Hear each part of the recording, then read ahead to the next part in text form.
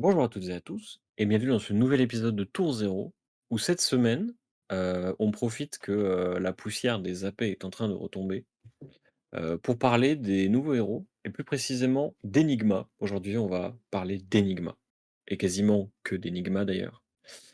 On avait envie de vous présenter nos, premières versions théoriques du deck avec, assez peu de pratique parce que, bah, on n'est pas des gros grinders sur Talishar, comme certains de la commu. Qu'on salue évidemment, mais c'est l'idée. Et du coup, on voulait vous présenter 2 façons d'aborder le héros, à la fois pour parler du héros en soi, parce que c'est intéressant de voir comment est-ce qu'on peut l'aborder, qu'est-ce qu'on peut faire avec et tout, mais aussi de parler de, bah, des différences qu'il peut y avoir dans un deck, des raisons pour lesquelles on choisit une version plutôt qu'une autre et pourquoi est-ce que, certains se penchent sur une version et puis d'autres se penchent sur un autre truc et puis tout le monde ne n'évalue pas les cartes de la même manière. Mais avant ça, heu, je suis accompagné de Croissant aujourd'hui. Coucou. Croissant, comment vas-tu? Bah, écoute, ça va très bien et toi? Très bien, très bien. Dis-moi, qu'est-ce que tu as fait cette semaine sur Flesh and Blood? Qu'est-ce que j'ai fait cette semaine? Et Il va ré alors, il va répondre: «J'ai joué à Grand Archive là, le chien». cette semaine, j'ai fait une AP de Flesh& and Blood. Voilà, c'est Ouais. tout. Non, Mmh. en J'ai joué à fait, Grand genre Archive. Mmh. genre mercredi, je suis arrivé pour l'Armory et je jouais Dashayo et j'étais en mode: «OK, on va jouer, bon». Faut savoir qu'en fait, en ce Déjà moment, très j'ai enthousiaste, hein. non, mais en fait, en ce moment, j'ai aucune envie de jouer au jeu parce que je n'attends que enfin, parce que vous le savez, j'aime pas trop jouer sur Talichar. Genre, il me faut vraiment une bonne raison d'aller jouer et actuellement, bah, comme j'ai rien à train, c'est pas une bonne raison. Et du coup, je suis en mode, bah, j'attends que genre l'édition sorte, comme ça, j'ai les cartes mécano pour, cook des trucs avec mécano et j'ai les cartes d'Enigma pour jouer Enigma. Le fait est que du coup, mercredi dernier, on n'avait pas ces cartes-là. Donc j'étais en mode: «Bon, bah, je vais jouer Dashayo, c'est marrant, mais genre dans ma tête, il y a juste genre les 3 prochains decks que je veux jouer qui sont tous, enfin qui deviennent tous légaux et jouables grâce à Path of Mistveil. Je joue Runda contre Adrien qui était sur Boltyn et la game est très bizarre parce que genre, je trouve aucune Max V, il trouve aucun Lumina Ascension, enfin genre, il y a des tours entiers où on se regarde à coup de, bah, j'ai joué une carte, il a joué une carte. On n'avait pas bloqué. Genre vraiment, la game Bizarre. avait une rythmique ultra particulière. Et à la fin de la game, j'étais un peu tilté par genre la sortie de mon deck. Et en plus, je crois que j'avais pas super bien joué la game overall. Enfin, bref. Et du coup, je perds la game et je suis en mode ouais, bon. Et Et là, il y là-dessus, a Damien il y a Damien qui arrive, qui Damien se arrive. goat. Et Damien, il est en mode bon, j'avais pas trop envie de jouer à Flesh and Blood. Et je lui fais que dirais-tu de jouer à Grand Archive. Du coup, on a joué à Grand Archive. Et Ah, c'était trop alors cool. là, Et on a. faut les imaginer parce que nous, on est en train de faire une armory sérieuse. Voilà, on jouait et là, ils se sont calés sur un bout de table qui traînait entre 3 matchs. Ils ont sorti leur deck. Déjà, ils ont passé une ronde entière à monter des decks. Ensuite, Oui. ils ont demandé le code de plein de gens pour les inscrire à un tournoi où ils étaient les 2 seuls participants et c'est en mode: «On va faire un tournoi» et tu en mode: «Wesh, mais qu'est-ce que vous faites là? Avec votre jeu de weeb puant là?» Heu, enfin bref, du coup, on a fait des games. Je vais pas en parler 1000 ans ici parce que ce n'est pas la place vu que c'est un podcast de Flesh and Blood. Mais voilà et jeudi, en fait, bah, on a refait des games de Grand Archive avec Damien. Voilà.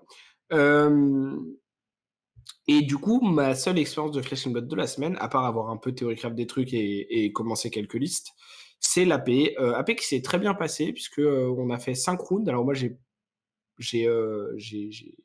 dodge, à la dernière pour aller boire, une petite bière avec, des amis de la commu. C'était très cool.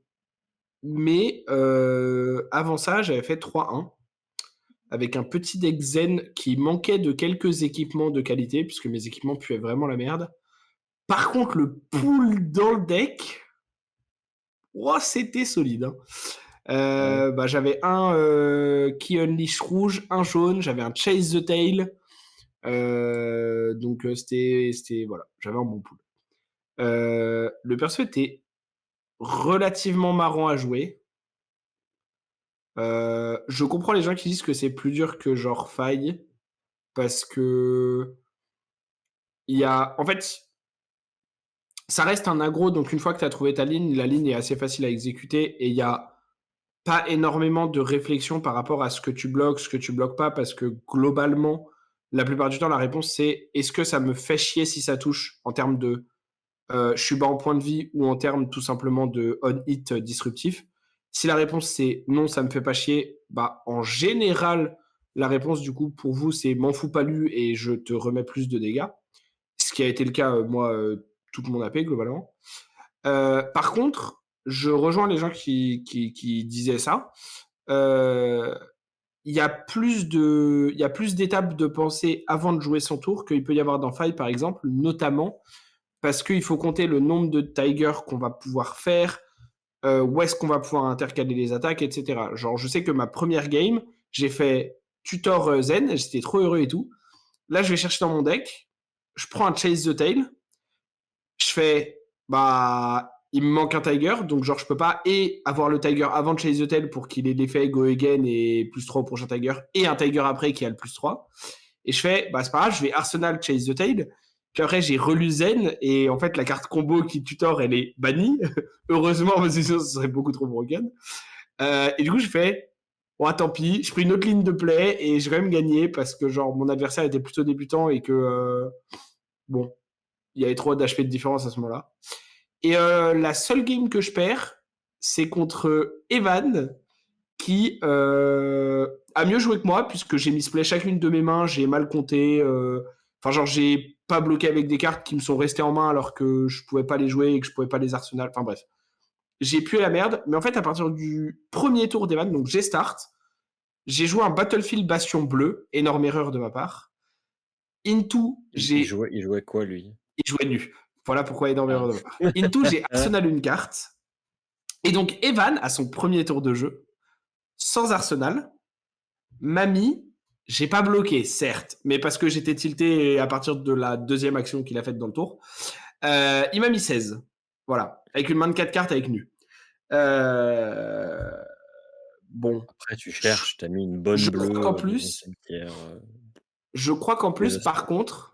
par contre, je crois qu'en plus, on a probablement misplay un truc. Et je crois qu'il a joué la réaction pour donner +5 sur une attaque qui avait pas 1 de base, mais qui avait 3. Mais en vrai, ça aurait probablement pas changé grand-chose. Enfin, si, ça aurait peut-être changé des choses, mais je me souviens plus si c'est le cas. Si c'est le cas, ni lui ni moi ne l'avons vu. De toute façon, c'est une AP. On va faire des misplays parce qu'on connaît pas encore bien toutes les cartes. Et c'est whatever. Et de toute façon, genre, il l'a reconnu lui-même. En fait, la sortie qu'il a, il bannit 2 du top deck. C'est 2 bleus qui ont Go Again qui peut jouer. Plus le Battlefield Bastion qui bannit du cimetière qui peut jouer. Enfin, bref. Mmh. Genre, il Ça a fait beaucoup un de open choses. avec ses 2 power cards et j'ai un open avec genre des cartes sans bleu et sans starter et sans génération de Tiger, et du coup je peux rien faire de ma main et je suis en mode happens. Et après j'avais gagné les 2 premières et j'ai gagné la quatrième que j'ai jouée du coup après. Enfin voilà, l'extension était super cool. Euh, j'ai En fait, il manquait des choses à chacun de mes pools et c'est dans Zen qui manquait le moins, donc c'est pour ça que j'ai joué Zen. Du coup, c'était un peu un choix par défaut, mais je pense qu'en réalité, j'aurais pu jouer Nu ou Enigma aussi. C'est juste que j'ai préféré pas le faire par rapport à des choses qui manquaient au pool, mais le pool aurait très bien pu se jouer sans. Et du coup, je trouve que l'ajout de 2 boosters fait vraiment une grosse diff en termes de choix pour le pool que tu peux faire et ce que tu as la possibilité de jouer. Genre là, j'avais vraiment l'impression que si je voulais forcer un des 3 héros parce que c'est ça que j'avais envie de jouer et rien d'autre pour la paix, pour jouer ce héros-là et me faire plaisir, je pouvais. Genre, j'étais pas. Voilà. Mmh. Euh, donc, c'était vraiment cool. Et les games, j'ai trouvé les games globalement assez équilibrés, dans le sens où je pense que tu as beaucoup de décisions à faire. Les héros se counter un peu entre eux et en même temps, bah, Enigma est censé plutôt battre Nu, mais avec Pick to Pieces, Nu peut renverser la game.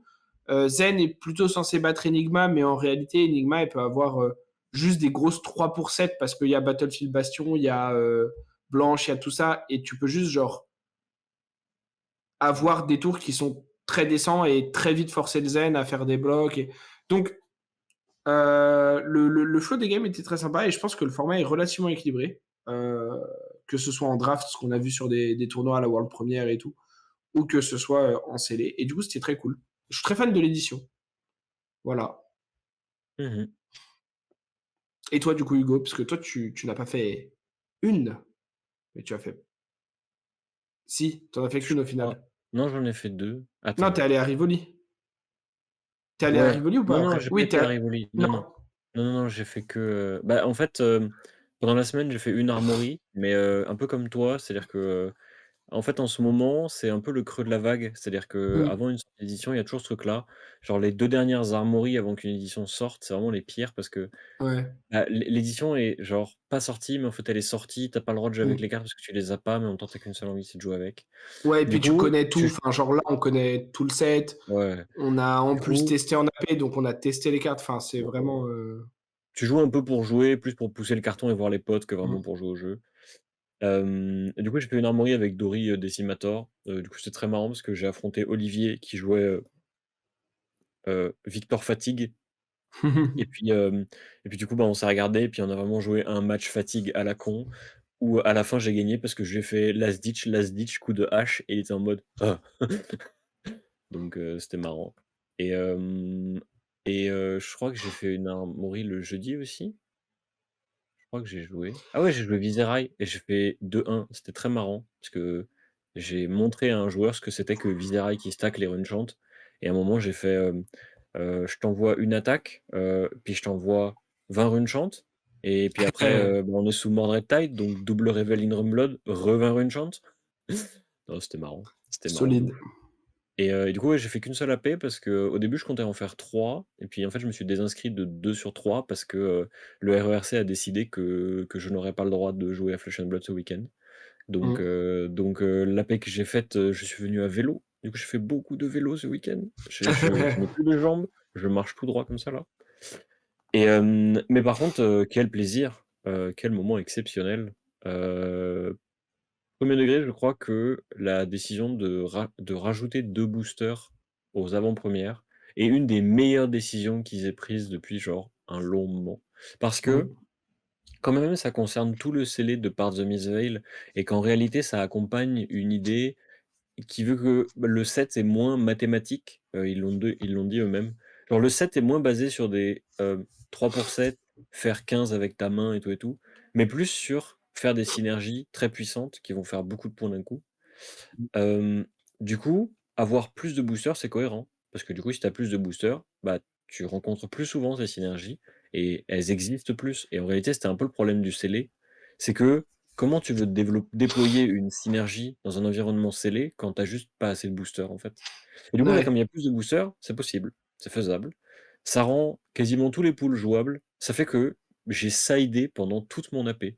Genre pendant toute mon AP, entre les en fonction du héros que j'affrontais, je changeais les cartes. Genre, j'avais un pick to pieces jaune, du coup je le mettais quand j'affrontais Enigma et puis je l'enlevais quand j'affrontais d'autres decks.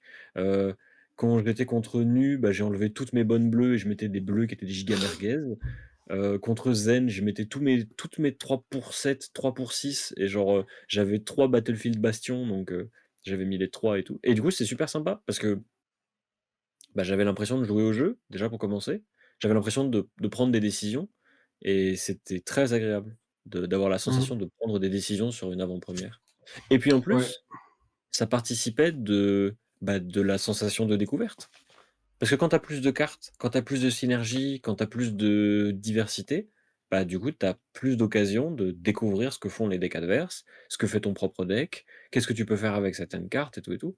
Et donc, bah, pour ça, je trouve que pour les AP, c'était super. Le fait Mmh. d'avoir plein de plus de boosters. D'ailleurs, Et et le fait d'avoir maintenant scellé, un cap à 30 fixe ah pour un ouais, deck, alors ça, qu'est-ce que c'est bien. ce qui change Ah beaucoup de choses ça aussi parce casse la tête. que Alors ça casse la tête parce que ça fait qu'on avait vraiment beaucoup de cartes mmh, pour très, très peu de place, mais par contre, ça rend les choix ultra intéressants. Ça fait parce que tu que vois, sur Bright Lights, par exemple, full on aurait stack, pu avoir ce côté, comment dire? Enfin, en fait, on aurait pu avoir ce côté où tu peux tout jouer, du coup, tu as vraiment des choix à faire et tout et il y avait un peu ça.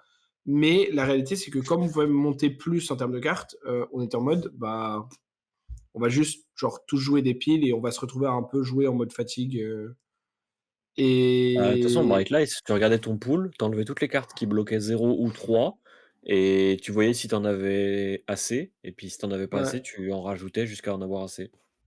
ouais. C'est ça le limité de Bright Light, surtout le scellé donc Et tu vois, Outsiders, c'était encore pire parce que tu avais à la fois pas trop le choix puisque tu manquais d'ouverture et en plus, c'était très, pile usurifatique quand ton pool était pas vraiment bon ouais, pour faire c'était quelque vraiment chose les de maths, hein. fort. Outsiders, c'était vraiment fort les maths, Genre, hein. bon et Et c'est là, marrant, c'est que ça se c'est trouve vraiment, vraiment solide sur celle-là. C'est ça vraiment se cool. trouve, Outsiders avec 8 boosters, banger absolu, mais j'en sais Probable. rien.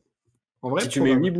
8 boosters limite de 30 strict, il y a un monde où le format est vraiment intéressant. Et il y a un monde où, à partir de maintenant, tous les scellés seront, à 30 cartes strictes en limité, Mmh. et peut-être pas forcément 8 boosters, mais peut-être qu'ils se permettront de changer d'autres règles comme ça en fonction du Mmh. format et à quel point c'est mieux. Mais en tout cas, moi j'ai Ouais, beaucoup aimé. clairement. J'ai joué nu parce que j'ai ouvert mon pool, j'avais un pool zen qui était OK, j'avais genre quelques finishers, j'avais un équipement sur, 2 on va dire et Enigma je trouvais que j'avais absolument rien, genre, j'avais pas les bonnes auras et puis j'avais pas d'équipement. Alors que sur nu, bah, j'avais les bottes et les gants Mmh. d'assassin. Du coup, bah, j'étais en mode, bah, mes pick to pieces, ils marchent forcément. Heu, j'avais pas ce qui est très amusant, c'est que j'avais les équipements d'assassin, mais j'avais pas du tout les payoffs. C'est-à-dire que j'avais aucun double trouble, donc ça servait strictement à rien d'avoir les équipements d'une certaine manière et j'avais pas de carte qui interagissait avec les réactions, à part Pick to Pieces du coup.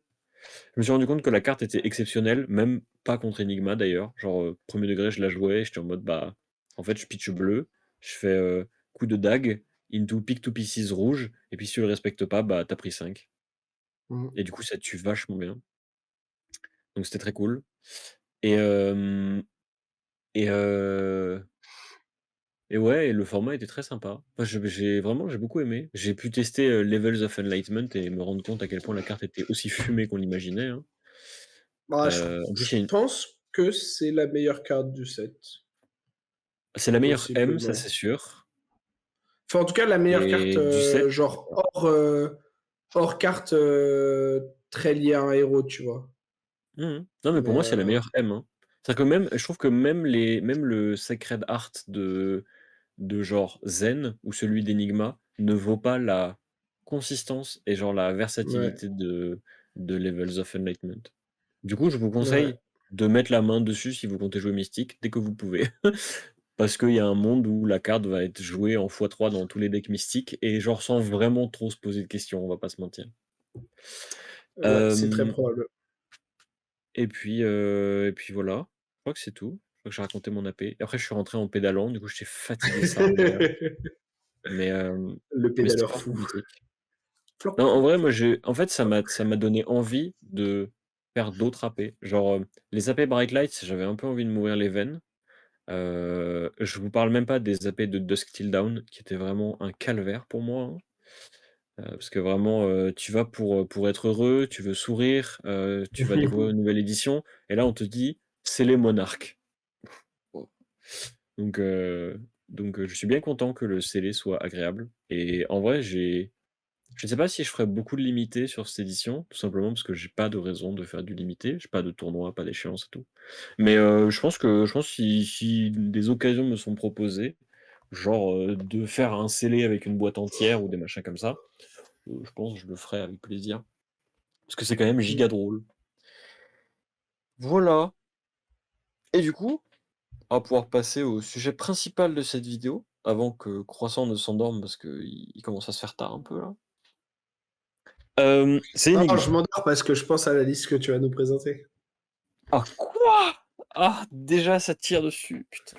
Alors, du coup Enigma, pour vous la présenter dans la review, d'ailleurs, si vous ne l'avez pas vue, allez la voir. C'est un ordre. Heu Ah, et c'est merci un à ceux qui ordre? l'ont déjà Attends, je vu. vais aller la voir du coup. Va, Ah mais non, je va l'ai déjà continue. vue, ça va alors. Du coup Enigma, alors, c'est le nouveau héros illusionniste, elle est mystique, du coup on a le droit à toutes les cartes, jolies cartes bleues avec des petits nuages. Elle a 4 Pardon. elle a elle a 4 d'intellect, 40 points de vie. Vas-y, comment tu veux que j'explique un truc sérieusement avec l'autre qui fait de rire là? Pardon, mais on a le droit à toutes les jolies cartes bleues avec les petits nuages. J'ai Bah, beaucoup aimé. J'ai va beaucoup aimé. résumer Ah, j'ai autrement le beaucoup aimé, film. c'était très bien. Les cartes bleues C'était avec très des bien. petits nuages. Du coup, elle Ouais. a 4 d'intellect, 40 points de vie, comme tous les héros normalement constitués. C'est-à-dire que tous les héros qui n'ont pas ces stats-là, c'est des héros bizarres ou cassés, l'un ou l'autre. Je je pense qu'Enigma est bizarre et cassé, mais Ouais, mais elle a 40 points de vie, du coup, c'est caché jusqu'à ce que tu l'affrontes. Ah ah! ah, tout va bien alors. Elle a une première capacité qui dit: «La première attaque de Spectral Shield chaque tour vous coûte une ressource de moins à activer». Ça implique évidemment que vous ayez une arme qui permet à vos Spectral Shield d'attaquer. Alors elle n'a que des armes qui permettent de faire ça, mais c'est pas le Spectral Shield en soi qui a le texte, payer des ressources attaque.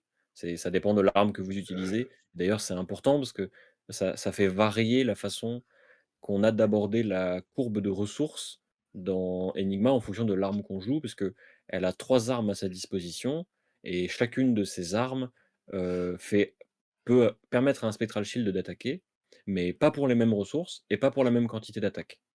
Du coup, c'est important de prendre en compte cette première capacité. Et la deuxième, c'est une fois par tour en instant, vous pouvez payer, 3 ressources, chi qui proviennent d'un inner chi, donc les fameuses ressources bleues là, pour créer un spectral shield et mettre un marqueur +1 d'attaque dessus.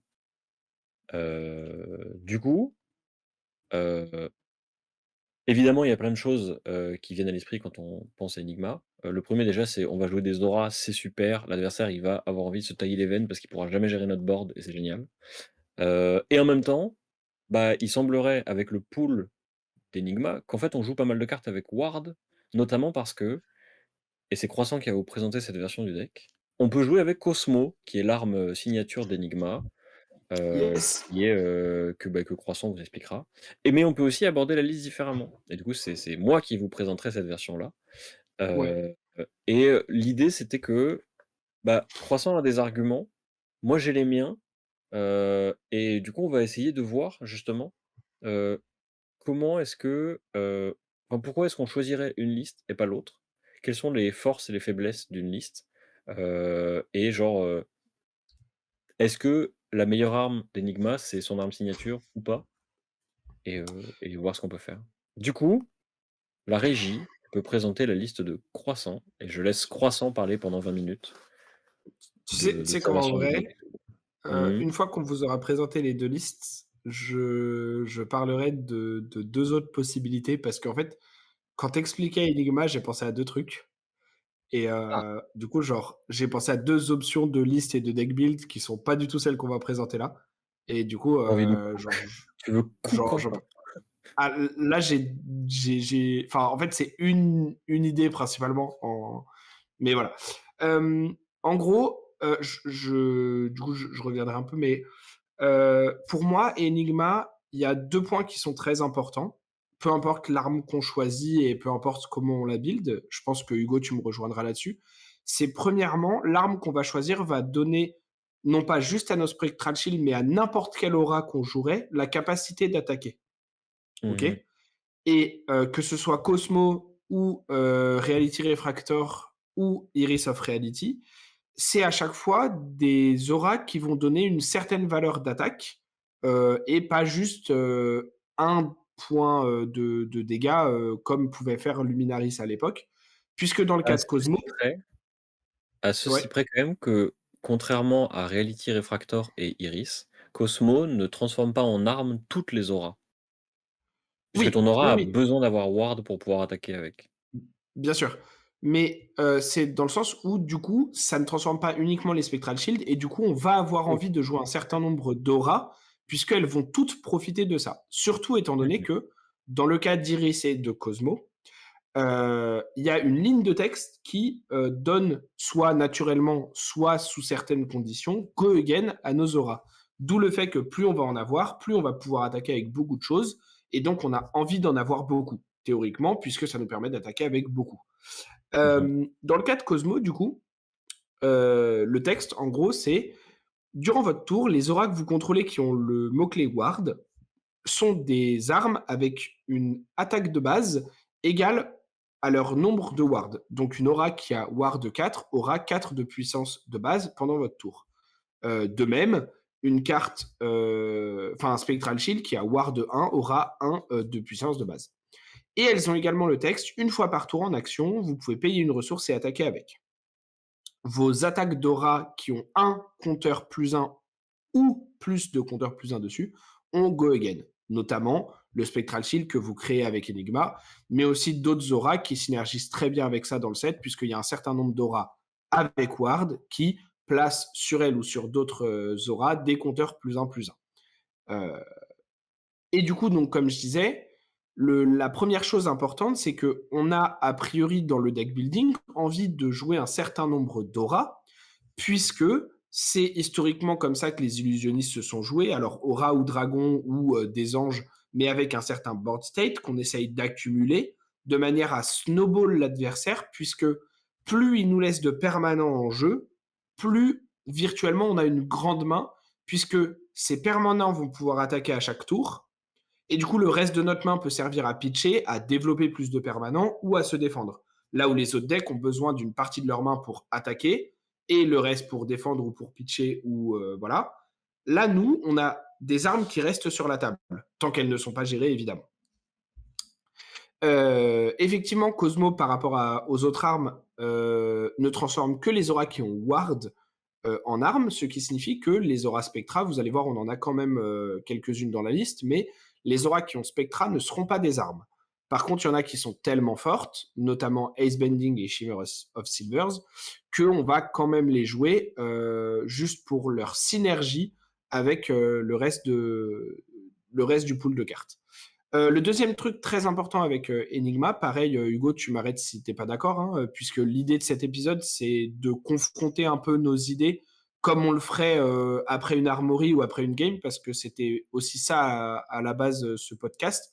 C'était qu'on voulait pouvoir faire vivre et faire un peu participer les gens qui nous regardent via les commentaires à ces discussions qu'on peut avoir en tant que pote, en tant que joueur compétitif, etc. Mmh. Pour moi, Enigma, un de ses gros atouts et un de ses gros points forts, notamment contrairement aux précédentes illusionnistes, c'est qu'elle ne peut virtuellement pas se faire fatiguer. Dans Mmh. le sens où Dromai n'avait pas d'armes et avait un nombre fini de dragons. Prism n'a pas d'armes et a un nombre fini d'auras et d'anges. Donc il y a un moment donné, si la game dure pendant 3 heures, pendant 45 tours, vous n'avez plus de manière d'attaquer. Mmh. Donc virtuellement, vous êtes fatigable. Enigma, comme c'est Energy, c'est des ressources qui retournent sous le deck en permanence, virtuellement, vous êtes toujours capable de créer un shield et vous pouvez toujours attaquer avec ce shield. Mmh. Donc c'est d'une certaine manière un peu comme si vous aviez une arme comme d'autres héros et donc vous pourrez toujours attaquer dans la game, même une fois que votre deck sera vide. Et ça, je pense que c'est un point très important quand même, Bah, qui n'est pas d'ailleurs, forcément relevant pour là les listes dont on va parler et pour ah le bah, deck quand même. build de façon ultra générale, mais qui est un point à relever quand même important parce que ça peut ouvrir des portes en termes de deck building et en termes d'idées de ce qu'on veut faire avec le héros qui n'étaient pas forcément disponibles avec les autres decks. Bah, je t'avoue que ma version d'Enigma, pour le moment, n'est peut-être pas, fondamentalement tournée autour de l'idée qu'elle est infatigable, mais il y a un monde où, dans certains match-up, c'est le plan de jeu et genre, Ouais, tu cut toutes les cartes qui bloquent pas, tu mets que 2 trucs qui se transforment en chi, comme ça, à la mmh, fin de la game, bah, en fait, il te faut 2 bleus, 2 chi et tu fais, 5 et 5 à tous les tours et tu peux faire ça à l'infini, en gros, et c'est ça ouais, ton plan anti-fatigue. Heu et en vrai, genre, pour le moment, ma liste est probablement pas capable de le faire, parce qu'il y a encore trop de blocs 2 ou de no blocs ou des machins comme ça. Mais il y a un monde mmh, où, une liste d'énigmas tournée autour de cette idée-là, l'idée que, bah, tu peux juste tuer à la fatigue, en fait, ouais, ça va peut-être émerger à un moment. c'est clair. Du coup, donc sur celle que je vous présente là, l'idée c'est qu'on joue Cosmo, donc comme je vous ai dit. On joue en torse tunique parce qu'il y a pas vraiment de raison de jouer autre chose. Vous pouvez tester, vu que c'est une liste qui joue beaucoup de Ward avec Celestial Kimono, et éventuellement du coup, Diadem of Dead State, ce genre de choses. Le fait est que comme ces permanents eux-mêmes ont Ward, ils risquent d'être détruits très vite et du coup, vous allez perdre très vite la value de vos équipements, là où Tunic reste toute la partie tant que vous bloquez pas avec. Mmh. On joue Footstep non pas pour, permettre de regagner un point d'action quand on se fait pop nos attaques avec Fantasme, puisqu'on en a très peu. C'est plutôt pour, pouvoir transformer, vu qu'on joue beaucoup d'aura instant et de chi, on a un certain nombre de cartes qui ne bloquent pas et du coup, c'est pour permettre notamment d'aider à transformer ces cartes-là en à minima un bloc 1. Heu et aussi parce que comme on a pas mal d'aura en instant, notamment les Waning Vengeance et les Waxing Spectre, on va pouvoir combiner, à certains moments dans la partie, le fait de bloquer avec Phantasmal Footstep et de jouer une aura en même temps, pour rentabiliser le reste de notre pitch et tous les 3 tours, si on n'utilise pas Tunic pour autre chose, Tunic nous donne un de bloc gratuit, ce qui est pas mauvais du tout. Hem Encore une fois, comme, Hugo a dit, globalement, les listes enfin moi en tout cas, je sais que toi tu l'as un peu plus testé je crois, mais moi je l'ai pas vraiment testé celle-là encore, donc c'est très théorique. C'est une liste qui à la base a été faite par Fino, pour ceux qui connaissent, que j'ai modifié un petit peu parce qu'il y avait des choses, où je trouvais qu'il manquait certaines cartes et qu'à l'inverse, il y avait des cartes que j'avais pas forcément trop envie de voir. Mais voilà. Le casque, on joue Traverse the Universe qui est un bon candidat pour meilleure carte du set, je pense aussi. Ah bah, de toute façon, moi C'est j'ai dit: «Levels of Enlightenment, c'est la meilleure M du set», mais si Ouais, on me ouais. demande la meilleure L du set, c'est elle, hein, vraiment, Ouais. aucun débat. Hem, Traverse the Universe, c'est un nouveau casque qui est un casque mystique qui bloque à 2, qui a Blade Break et qui dit quand, vous défendez avec, vous pouvez, heu, chercher dans votre deck un Inner Chi, donc un des instants que vous avez flip, en carte de ressources et le mettre dans votre main. Ce qui veut dire que vous littéralement, vous piochez une carte qui est une carte qui vous permet d'activer soit votre Hero Power, soit certaines des synergies avec des cartes de votre deck. Notamment la meilleure carte de votre deck qui est Manifestation of Miragai, sur laquelle on va revenir. Hem Et en gant, vous jouez Uphold Tradition. Pourquoi vous jouez Uphold Tradition?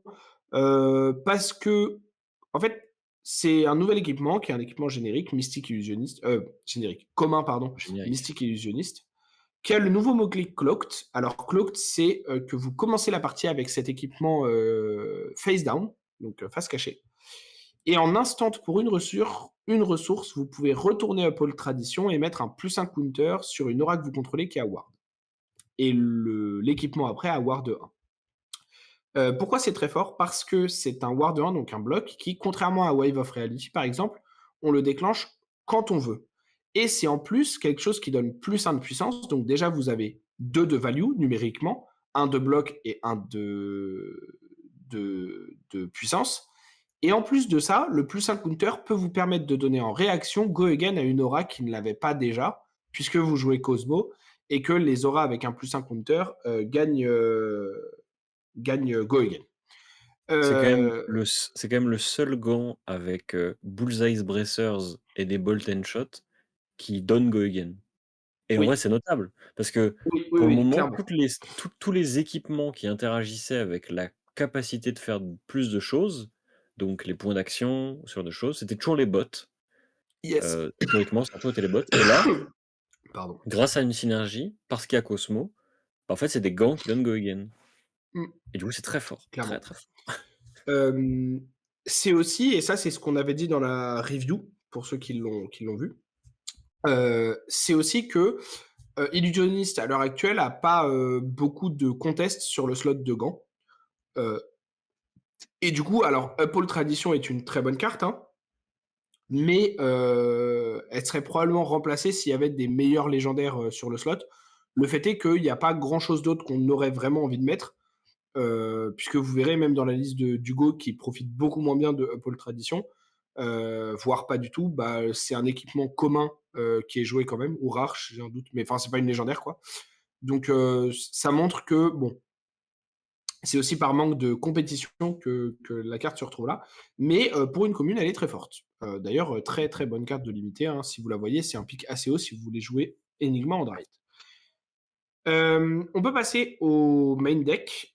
Avant que je parle en détail de certaines cartes, globalement, ce qu'il faut savoir, c'est 1, on veut jouer un certain nombre de bleus.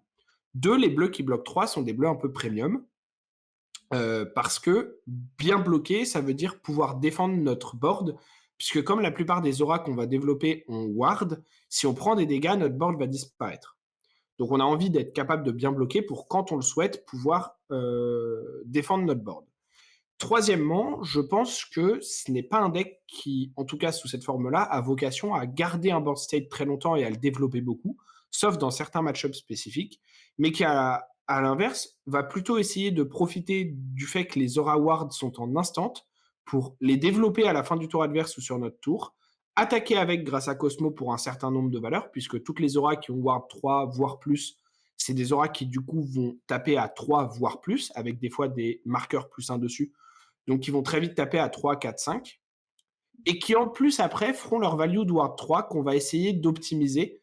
Donc d'où Footstep aussi qui va nous permettre de bloquer des petits breakpoints qui nous feraient perdre Ward 3 sur une petite attaque par exemple à 1.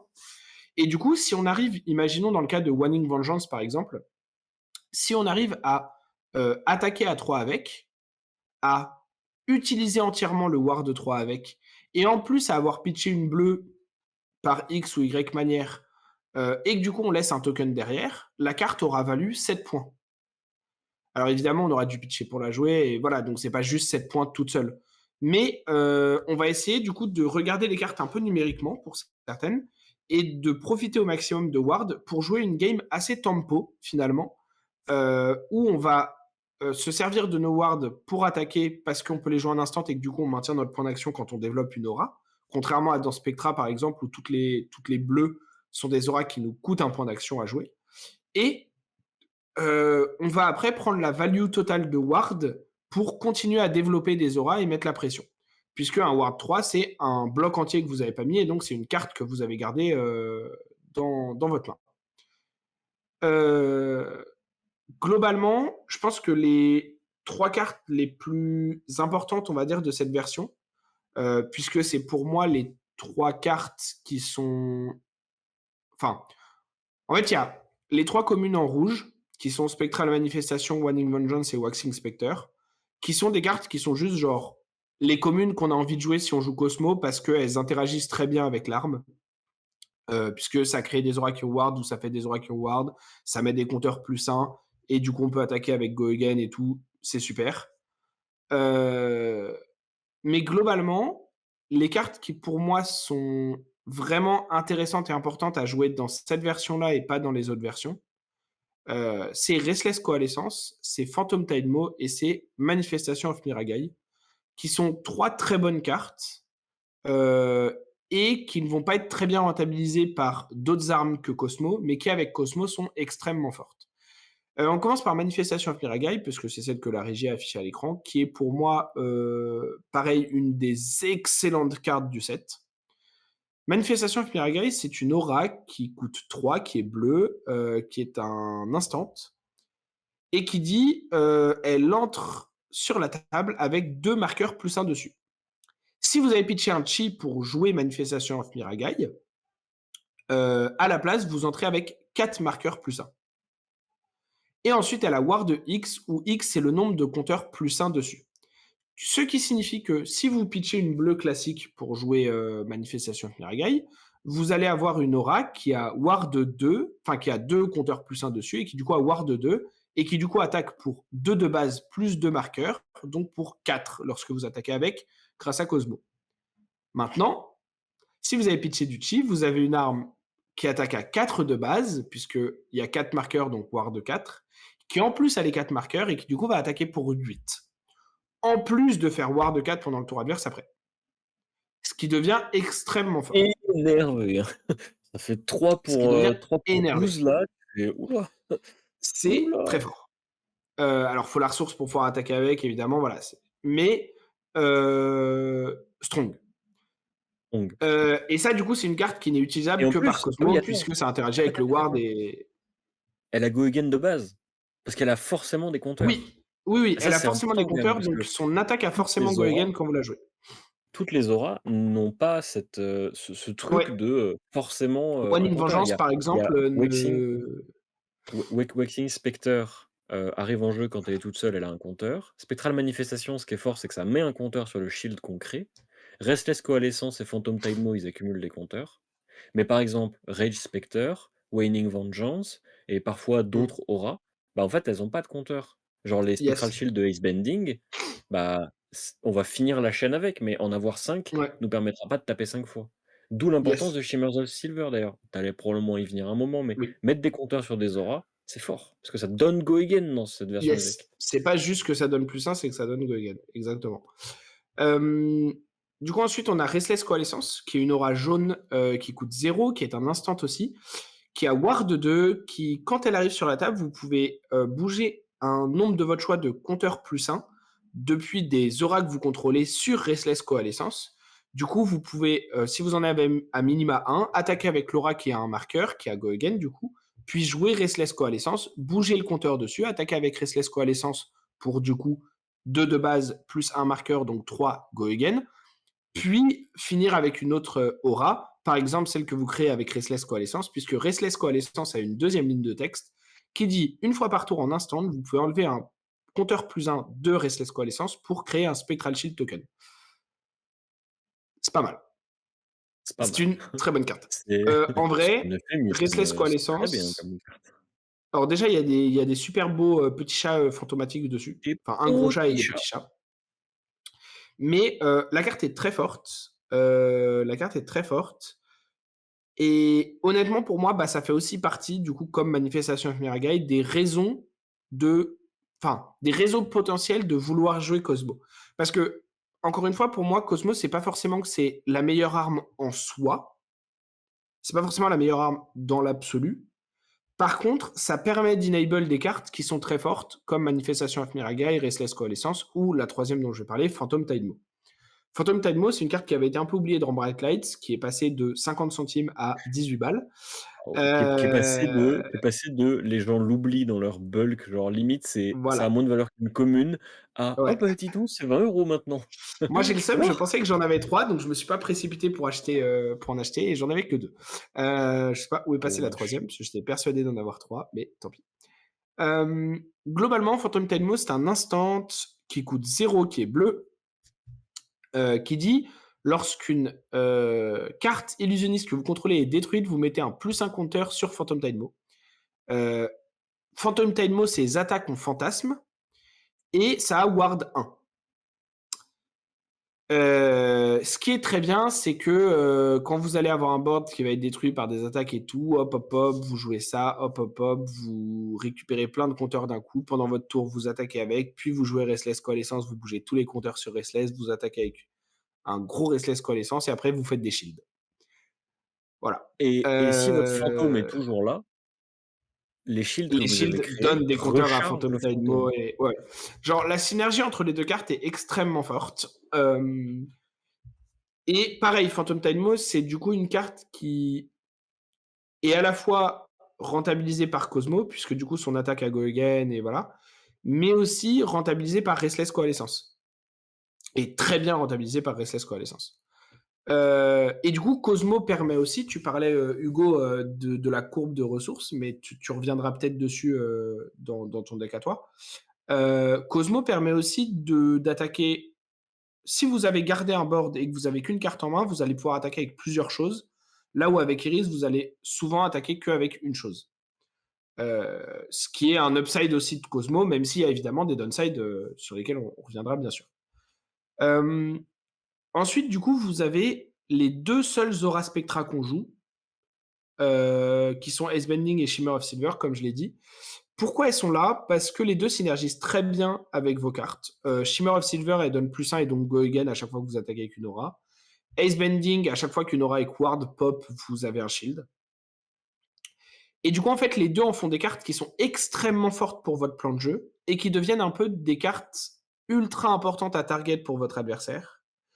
Ce qui signifie que, comme ça à Spectra, en général, ça va un peu faire un turn skip pour votre adversaire.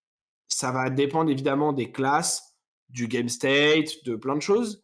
mais vous attaquez avec des auras qui ont go again, vous droppez une de ces auras à la fin de la chaîne, votre adversaire, il vous regarde, il fait: «Bon, c'est chiant là, parce que tu as 3 permanents avec ward que j'avais envie de casser en te faisant un gros tour, mais en fait, si je les casse, bah, je laisse ce Ice Bending ou alors je les casse, tu refais 3 shields et après peut-être» ah non, c'est once per turn, pardon. C'est once per turn, Ice Et Bending. ouais, c'est once per turn. Ouais, c'est once per turn. Donc mais tu refais un shield quand même et du coup, bon, si Ah j'arrive quand même à la le gérer à la pire, fin, tu en auras c'est fait qu'un, mais donc c'est le en fait, pire ça pose des questions qui sont pas agréables pour votre adversaire et globalement, c'est ce qu'a toujours voulu faire Illusionniste sur la base de ce board state où vous êtes en mode: «Bah, est-ce que tu m'attaques moi ou est-ce que tu attaques mon board state?» Alors évidemment, avec Enigma, quand on joue des cartes avec ward, maintenant la réponse c'est: «Bah, je t'attaque toi, puisqu'en t'attaquant toi, si tu ne te défends pas, je pète les wards aussi». Donc t'attaquer toi, c'est attaquer ton board state. Mais la réalité, c'est que Ace Bending et Shimmer of Silver font dévier un peu cette réponse et synergisent très bien avec votre plan de jeu. Ce qui en fait des cartes très fortes, surtout que c'est des bleus qui ont une valeur de bloc, même si c'est que 2. Et du coup, c'est assez appréciable. et tu sais que le On pire, c'est Ouais, que Shimmers et Ace Bending rappellent à quel point le mot-clé Spectra est vraiment designé avec le cul. ouais, Que ouais, genre, vraiment, genre, quand tu vois la différence entre les auras qui sortent maintenant, qui sont très puissantes, qui ont des effets impressionnants, mais que en fait, tu gardes le sourire quand elles touchent la table. Parce que tu es en mode: ouais, «Elles ont ward, en fait. Je vais menacer Enigma, elle va être obligée de cracher les cartes de sa main. Si je mets des breakpoints, si je mets des cartes qui mmh, rendent les dégâts imprévenables». En fait, tu ouais. vas pouvoir interagir avec son board. Spectra, ça prend ton envie de vivre et ça fait: «D'accord, bah, je Ah, vais au ça prend cimetière ton âme, hein. avec». Hop, hop, hop, Ça hop. prend ton âme, hein. Et ouais, Ça prend vraiment j'ai ton âme. affronté des Enigma qui, te mettent 2 auras en instant et finissent par un Shimmers et tu es en mode: «Bah, j'ai envie de crever, en fait», parce que Ouais, parce que Shimmers, c'est faut le ouais, gérer, parce clairement. qu'en fait, si je te laisse donner Go Again à des cartes, genre, bah, là, tu l'as pas mis dans ta liste, mais, hem, des cartes comme, Thousand Year, Reunion, là, Ouais, le truc à ward 11, enfin, qu'à ward 10, du coup, et si tu laisses ça et un Shimmers, le machin, il ça c'est un 11 Go Again pour une ressource, tu fais: oui, «Tu peux pas oui. laisser ça en jeu, en fait», et du coup, quand tu sais que tu dois passer un tour pour gérer Shimmers et qu'ensuite il va falloir que tu mettes la pression sur Enigma pour réussir à gérer ces putains de wards et qu'entre-temps, Ouais, bah, elle a eu une main entière. Donc en fait, elle a remis des wards et puis elle a plus mmh, de shield et puis du coup, bah, tous ces breakpoints, ils passent dans des shields à la con et le truc qui tapait à 11, bah, il est toujours là et il a toujours go again parce que les marqueurs +1, ils ne s'en vont pas, en fait. oui, Ils restent tant que le ouais, permanent est là. Donc tu peux ouais, vraiment snowball comme jamais et je trouve que Shimmers a encore plus d'impact que Ace Bending dans cette version. Parce que Ace Bending compense la perte, autant pour protéger les auras qui sont encore là, que pour maintenir un board state avec un flux. Autant mmh, Shimmers of Silver, c'est vraiment genre: «Maintenant tu vas mourir», en fait. C'est ouais, si tu ouais, laisses Shimmers, tu vas juste crever, tu vas c'est juste te clair, bourrer et c'est finito. c'est clair, c'est clair. On a Rage Spectre qui est une des auras assez importantes aussi, qui est à mon avis mieux utilisée dans Cosmo que dans d'autres, versions. Mmh mh. C'est une aura qui, quand elle arrive sur la table, si vous contrôlez pas d'autres, auras illusionnistes, vous gagnez un point d'action. Durant votre tour, ça a ward 6, donc avec Cosmo, ça tape à 6 et durant le tour adverse, ça a ward 1. Heu, Ce qui est intéressant parce que du coup, ça en fait pas une aura trop forte défensivement, mais ça en fait une grosse patate quand vous la posez sur la table et que vous tapez avec. Un des trucs qui est important aussi, qu'on voit à travers Levels of Enlightenment qui on va pas relire la carte, on va pas revenir dessus, on l'a fait dans la review, mais c'est, potentiellement c'est probablement la meilleure M du set. De La toute carte est façon, genre trop forte. mmh il y a, Hem, il y a quand même quelques cartes dont on ne parle pas beaucoup, probablement parce que j'en parlerai dans ma version, Iris, qui sont des cartes, génériquement Enigma, genre, les Miraging Metamorph, genre les Levels of oui, Enlightenment, ouais, ouais, Saspé, les cartes qui c'est transcendent. ça. Il y a des choses à dire sur ces cartes-là, mais on enfin, ça ne représente pas C'est le pas la raison de jouer le Cosmo fond. au-dessus d'autres C'est choses, voilà. c'est En fait, c'est pas le plus fond de notre discussion, de pourquoi toute jouer façon. Enigma? Parce que ces cartes-là sont Mmh. bonnes et vous allez les retrouver Ouais. dans un peu toutes les listes. Hem, le point aussi, puisque ça c'est un très bon point sur Miraging Metamorph, sur, tu dit les breakpoints c'est chiant pour, le board, bah, du coup on joue des DR parce que c'est fort. Mmh. Hem, un autre truc que je voulais dire qui est pas forcément extrêmement bien représenté dans cette liste, mais qui est vrai pour globalement les 3 héros et peu importe la liste d'énigmas que vous allez faire, c'est que le talent mystique, c'est des bleus qui, quand vous les synergisez entre elles, ont le rate d'une rouge, voire plus. Du coup, vous Mmh. pouvez vraiment remplir votre deck de beaucoup, beaucoup de bleus, à être très consistant sur votre courbe de ressources, avoir quand même un certain nombre de bleus qui bloquent bien 3, puisque tous les Ténètes, les secondes Ténètes et les first Ténètes sont des cartes qui bloquent 3. Vous avez, les Rage Spectre qui bloquent 3, vous avez là les Vengeful Apparition qui bloquent 3, les Astral Etching qui bloquent 3, Levels of Enlightenment qui bloquent 3. Enfin, vous avez vraiment un certain nombre de cartes que vous pouvez mettre dans votre deck qui bloquent 3. Et la réalité, en fait, c'est que vous allez pouvoir, comment dire?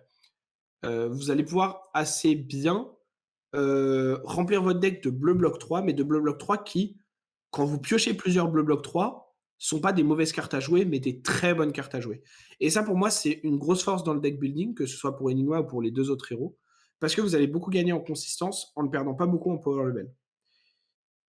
Et notamment, par exemple, une des cartes qui est pas présente dans la liste, mais que moi j'ai envie de tester pour le deck, c'est, second Tenet of First Tenet of Chi, pardon, Wind,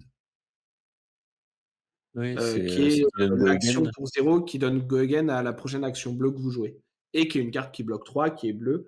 Notamment parce que jouer une bleue vous permet de jouer vos instants qui transcendent, dont on n'a pas trop reparlé, mais parce qu'on en a beaucoup parlé dans la preview aussi.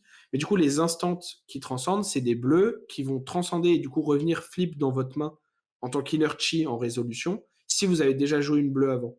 Du coup, le fait d'avoir des bonnes bleues qui ont Go Again ou qui start votre chaîne, comme les Levels of Enlightenment, comme les First Tenet of Chi-Wind, comme les Second Tenet of Chi-Wind, etc.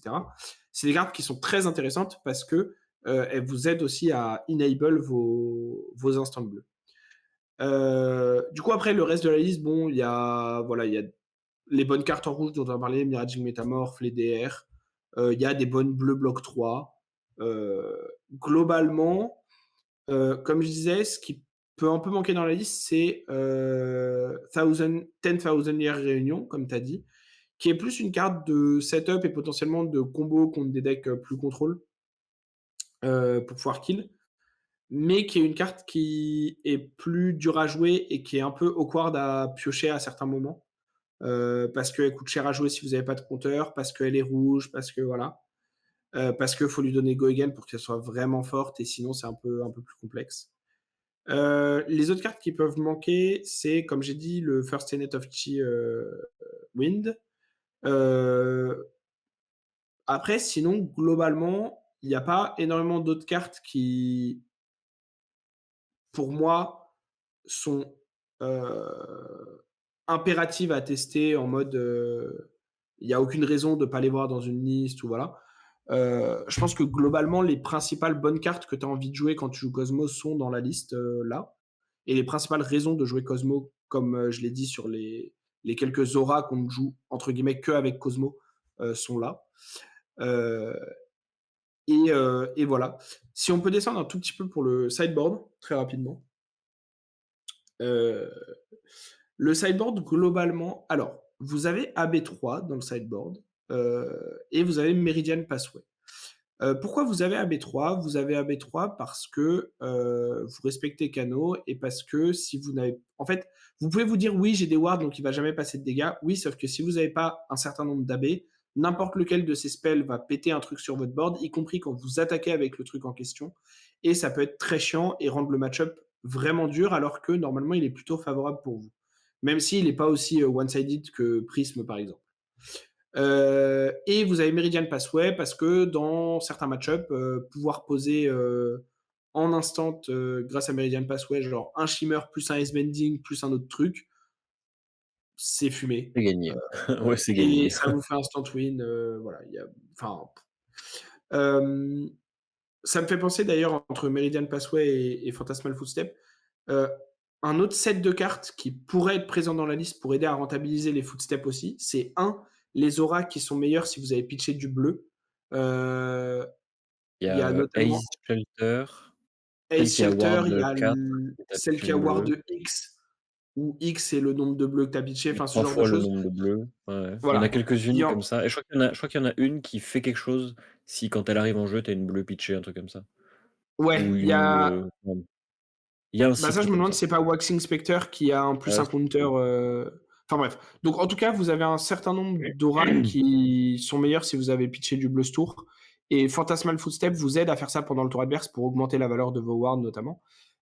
Mais du coup, si vous êtes «commit» entre guillemets sur le fait de jouer Footstep et que vous augmentez un peu le nombre de ces cartes-là dans votre deck, ce qui est pas forcément le cas sur cette liste, mais ce qui pourrait l'être, vous pouvez considérer des cartes comme Brother in Arms et comme Oasis Respite, qui sont des très bonnes cartes pour rentabiliser le fait de pitcher pendant le tour adverse aussi, et qui accompagnent très bien, le fait de pitcher pour Footstep et d'utiliser le pitch flottant pour autre chose. Hem, les autres cartes qu'on a dans le side, il y a 2 Deep Blue Mist et 2 Unmovable. Alors les ratios sont pas, ultra fixes, hein, ils peuvent bouger évidemment. Deep Blue Mist, c'est une carte qui est, je pense, très forte, qui coûte 1, qui est bleue, qui a un instant mystique, qui dit: «Les attaques qui vous ciblent ce tour ont -1 et si vous avez pitché un chi pour jouer ça, les effets ne trigger pas quand une attaque vous touche ce tour». La carte est extrêmement forte, elle vous aide à préserver votre board contre des breakpoints. Si vous n'avez pas de board ou que vous sentez que votre adversaire va faire un gros tour avec des on-hit, genre les ninjas qui ont des on-hit, va faire des trucs, pioche, tuto, et cetera. Ça aide aussi contre ça. Ça aide si vous pitchez un chi à ne pas prendre les hits de Azalea, par exemple, à ne pas prendre les crushs de gardien. Enfin, ça résout quand même pas mal de problèmes, Je crois que en tu as oublié, réalité. les principaux héros qui en souffrent, c'est-à-dire, les ninjas, ils ont plus de nit en fait, leur vie est nulle et Ouais, bah Boltin j'ai dit si. Lumina. Ah J'ai ouais? dit. Et Parce que tu Boltin as dit Lumina, Boltin effectivement, Lumina, c'est très chiant. Non, j'ai parce que pas dit vraiment Boltin Lumina. tu joues ça en réponse à une Lumina Ascension, le Ouais, Boltin se décompose, le Boltin, il est un très, baiser très je pense. surtout s'il est parti avec pas beaucoup de soul Parce que en faut réserve. vraiment comprendre que, une Dense Blue Mist, pitchée avec un Chi, c'est littéralement annuler une Lumina. Ouais, Tu l'annules en fait, juste elle ne fait rien. ouais. Elle donne pas +1 à ton épée, parce que ça met -1 Mmh. et en plus, elle te remplit pas ta soul. Trop bien, j'adore. Ça aide à bloquer un peu les Art of War. Enfin voilà, c'est la carte, je pense, est très forte et elle est encore Surtout meilleure si vous avez des cartes qui demandent de pitcher pendant le tour adverse, genre les auras dont on a parlé ou Footstep ou Oasis Respite, et cetera. surtout si vous avez la tête, parce qu'à Oui, partir du moment où vous avez un chi dans votre deck, la première Dense Blue Mist que vous piochez, elle est active. Parce que du coup, ouais, vous allez pouvoir utiliser la tête pour aller tuto un chi et l'utiliser tout de suite pour activer Dense Blue Mist. yes. Et ça, c'est fort. Ça, c'est une interaction puissante.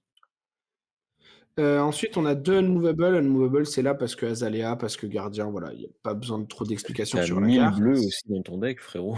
et C'est comme tu bon. as 1000 bleus, tu peux la pitcher sans problème et genre la carte est forte quand elle te demande pas de pitcher 2 ou 3 cartes pour la jouer. Battlefield Bastion parce que c'est une bonne 3 pour 7 pour finir une chaîne ou pour juste jouer sur une main de 2 cartes. Parce que le fait que ça bloque 2 puis que ça prévienne les 1 prochains damage est très bien en défense parce que ça aide à couvrir des breakpoints sans perdre nos wards. Ça aide à bloquer des Kodachi, ça aide à bloquer des dagues d'assassins, ça aide à bloquer ce genre de choses. Donc c'est très bien.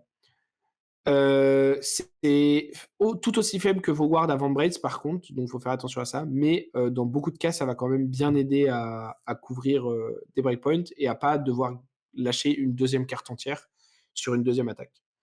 C'est un peu la même idée que That All You Got. That All You Got, c'est là parce que votre deck souffre contre plein de petites attaques qui menacent beaucoup votre board et surtout qui menacent de ne pas faire la total value de vos wards. Parce que comme je le disais tout à l'heure, je pense que quand vous jouez Cosmo, il faut accepter que vous allez perdre régulièrement votre board et que vous allez juste genre prendre la value des HP que ça vous save et des cartes en main que ça vous save et rebuild. Le problème, c'est que si vous vous faites attaquer par 1 et que votre board c'est Ward 3, Ward 4, Ward 3, vous n'allez pas prendre la value maximale de vos wards, puisqu'elles vont péter pour prévenir un dégât et c'est chiant. Et du coup, The Battle You Got, ça aide bien parce que les attaques à 2 ou moins que ça défend, enfin si ça défend une attaque à 2 ou moins, vous piochez une carte quand la combat chain se close. Donc en fait, vous dépensez une carte pour la revoir après et pour empêcher des petits hits à la con.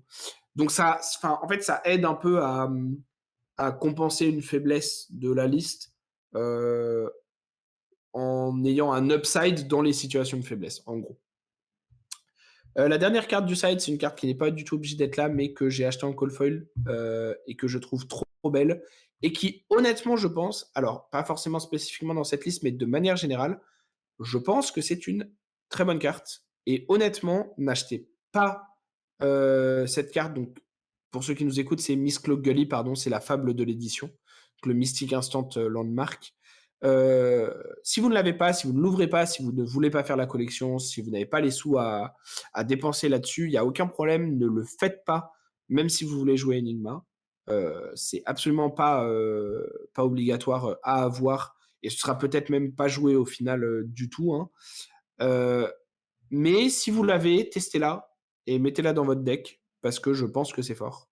En gros, le texte de la carte, c'est la première attaque qui vous cible chaque tour à -1.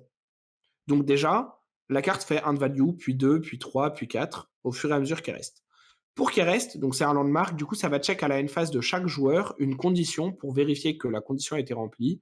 Si la condition a été remplie, on garde la carte sur la table, sinon on l'enlève. La condition en question, c'est que vous, et pas vous ou votre adversaire, mais vous seulement, hein, je crois. Ouais, c'est ça. Ouais, Il faut que tu aies c'est ça, pitché, joué ou défendu avec une carte bleue. exactement. Votre deck a beaucoup de cartes bleues. Si vous jouez Miss Cloak Gully, ça peut valoir le coup d'ailleurs de mettre quelques auras bleues en instant, même si elles sont pas ultra fortes, mais parce que ça vous aide à jouer une carte pendant le tour adverse si, il a rien fait d'autre et que vous avez pas pu défendre ou pitcher ou machin. Hem et elle a un dernier texte qui est que si vous avez fait les 3, donc pitcher, défendu et jouer une carte bleue, sachant qu'une défense réaction bleue joue pour jouer et défendu. Dans ces cas-là, vous pouvez à la fin du tour transcende, donc vous renvoyez Miss Gully dans votre main en tant qu'Inner-Chi flip, ce qui vous permet déjà à un moment d'avoir virtuellement 5 cartes en main. Ce qui vous permet aussi de jouer avec ce chi magnifique, en cold foil full art, quand vous avez la fable en cold foil. Donc ce qui vous permet d'avoir une carte de plus en main, ce qui vous permet d'activer toutes les synergies liées au fait d'avoir transcende ou au fait de pitcher un chi, comme Deep Blue Mist ou comme, comment ça s'appelle? Manifestation of Miragai, par exemple. Et voilà.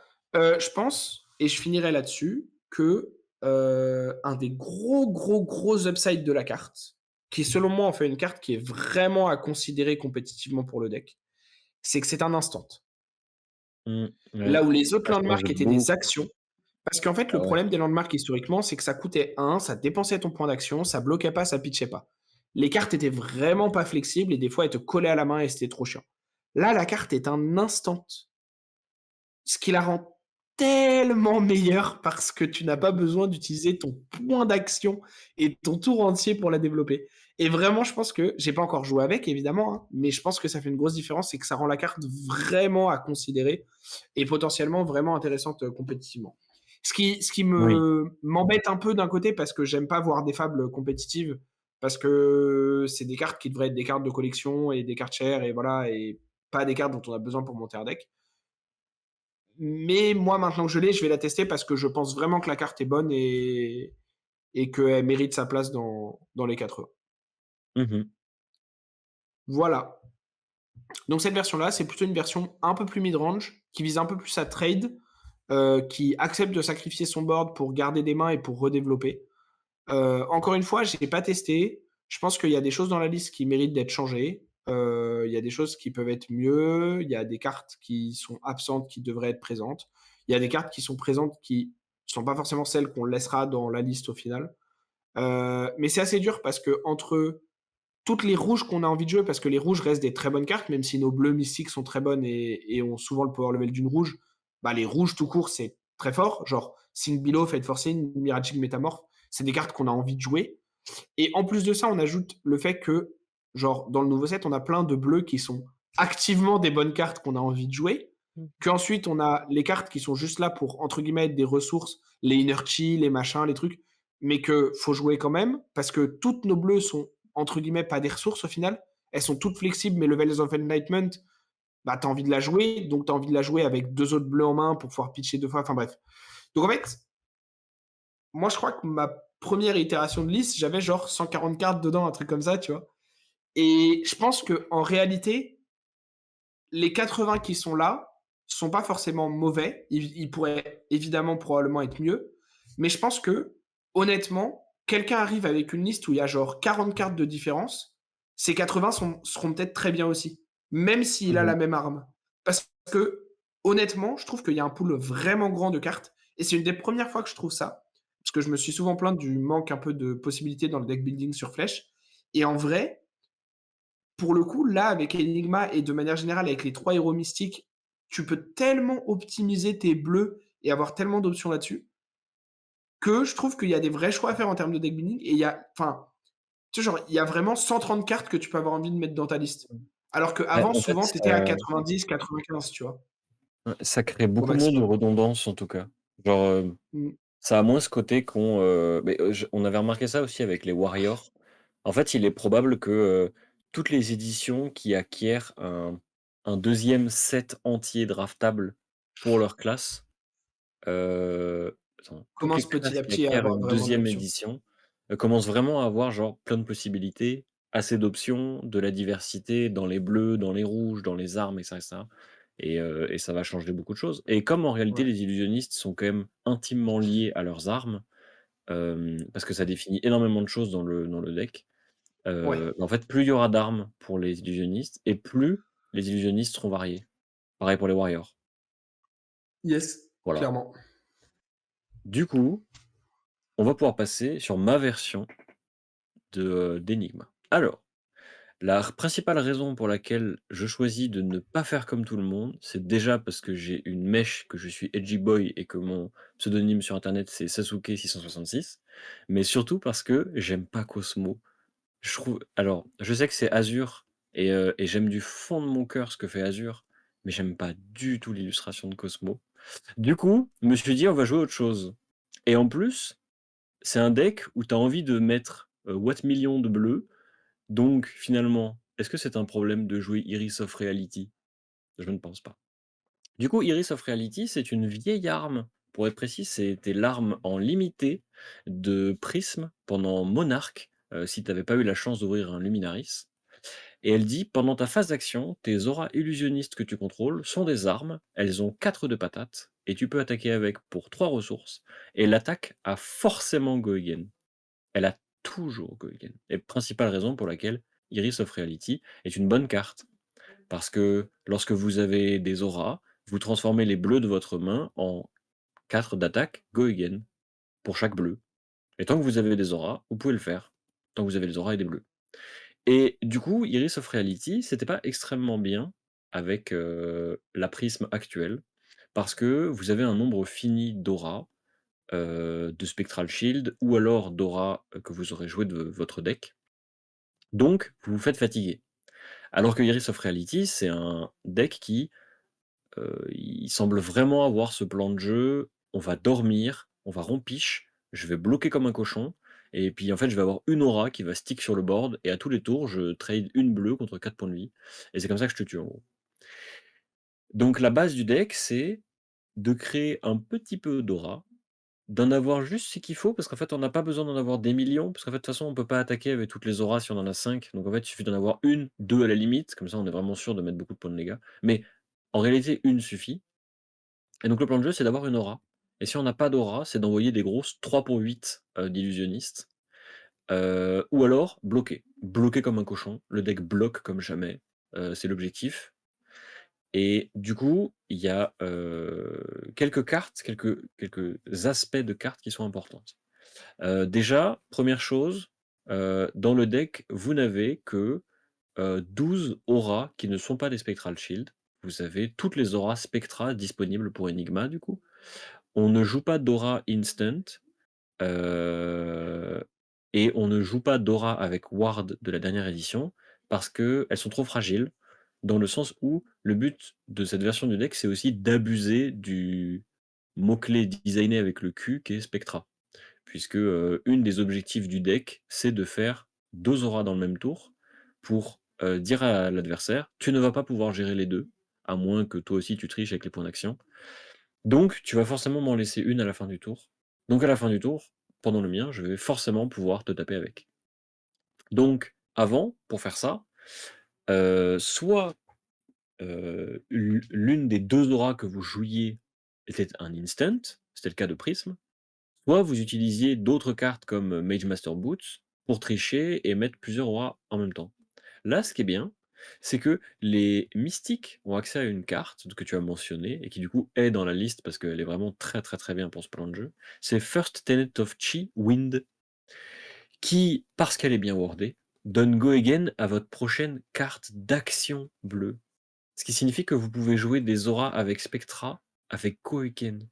Et c'est tellement bien d'avoir ça dans le deck. C'est très fort. Ouais, c'est très, très fort. Et en même temps, je me suis rendu compte que ça n'était pas si fort que ça. Je m'explique. En réalité, le deck n'a pas besoin d'avoir plusieurs auras en même temps en jeu, dans le sens où c'est comme ça que vous allez gagner la partie. Mais en fait, si vous arrivez à avoir 2 auras et un Spectral Shield, c'est que vous avez déjà gagné d'une certaine manière. Et il y a seulement certains match-up dans lesquels il sera important de développer justement ce board qu'ils n'arriveront pas à gérer. Les match-up un petit peu lents, les match-up comme les gardiens, de manière générale, les match-up qui ont du mal à générer des points d'action ou à vous proposer des chaînes de combat qui commencent à être un peu longues avec plein de maillons, machin et tout. Heu, donc contre eux, c'est très fort de faire double aura, donc d'utiliser First Tenet of Chi Wind ou d'utiliser les Mage Master Boots. Mais la réalité, c'est que le deck, parce qu'il est rempli de bleu, est aussi rempli de bleu illusionniste. C'est-à-dire, comme Enigma Chimera, une 2 pour 6 bleu avec Fantasme. Mais si vous avez joué First Tenet of Chi, bah en fait c'est une blue action card, donc elle a Go Again, et donc vous pouvez enchaîner Enigma Chimera et puis une autre bleue de votre main. Et ce qui fait que First Tenet of Chi peut transformer des mains de 5 cartes avec plein de bleus en de la patate.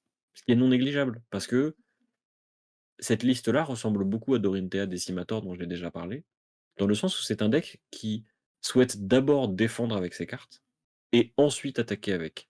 Ce qui veut dire que si votre adversaire ne vous attaque pas, vous avez juste plein de cartes en main avec lesquelles vous faites rien. Et contrairement à la version Cosmo, où vous avez des instants, où vous avez des trucs à faire, etc., là vous avez rien. Vous avez besoin de points d'action pour quasiment tout faire avec votre deck. Donc avoir des sources de Go Again qui vous permettent de rentabiliser vos bleus, qui vous permettent de rentabiliser parfois vos rouges aussi, c'est ultra important. Et c'est pour ça que c'est là dans la liste. L'autre aspect du coup que j'ai mentionné, et qui pour moi est assez intéressant, c'est que comme vous jouez plein de bleus parce que vous voulez faire marcher Iris, vous n'avez pas de raison de jouer des cartes qui coûtent moins de 3, puisque vous avez plein de bleus. Donc vous pouvez jouer toutes les 3 pour 7 bien dans la liste, Fiendal Fighting Spirit et Battlefield Bastion, parce que 3 pour 7, plus quand vous bloquez avec, ça a des upsides, c'est tout ce qu'on demande.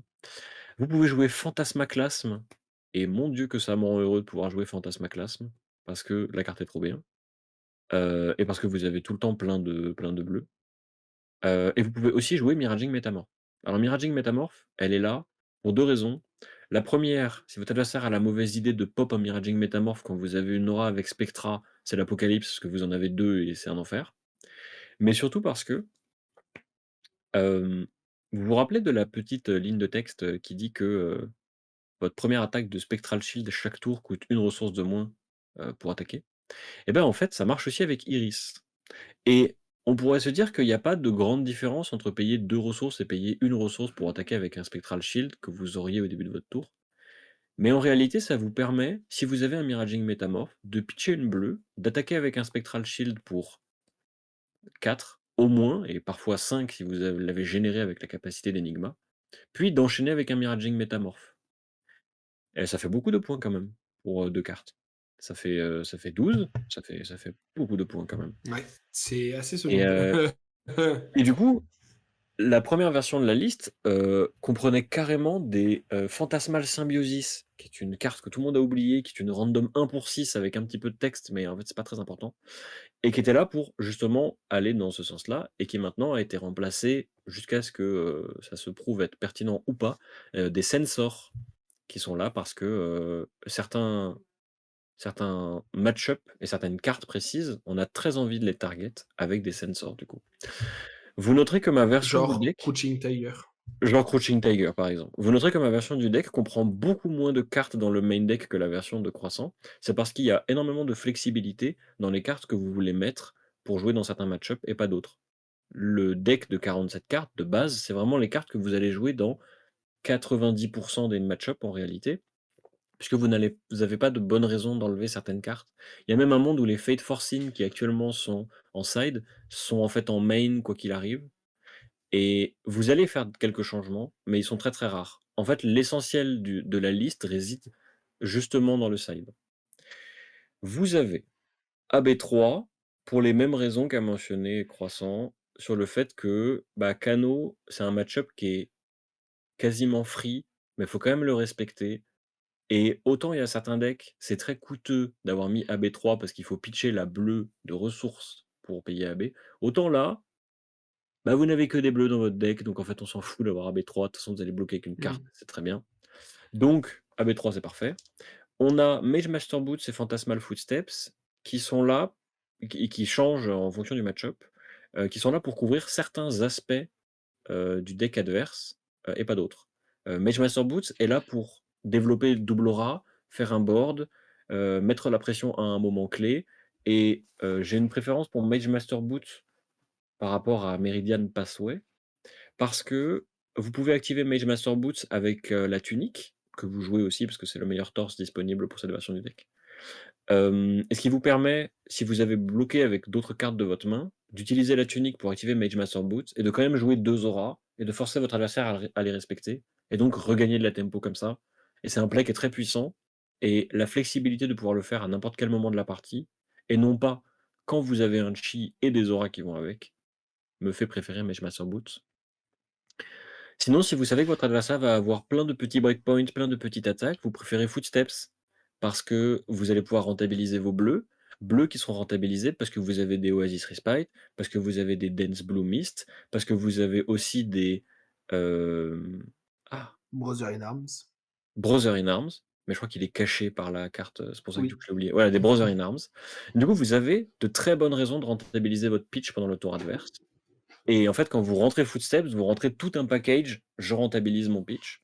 Et quand vous jouez Mage Master Boost, vous jouez l'autre package, qui est le package, on va pitcher des cartes entières, etc. Donc vous avez les Unmovable bleu, vous avez les Warmonger, vous avez Unravel Aggression.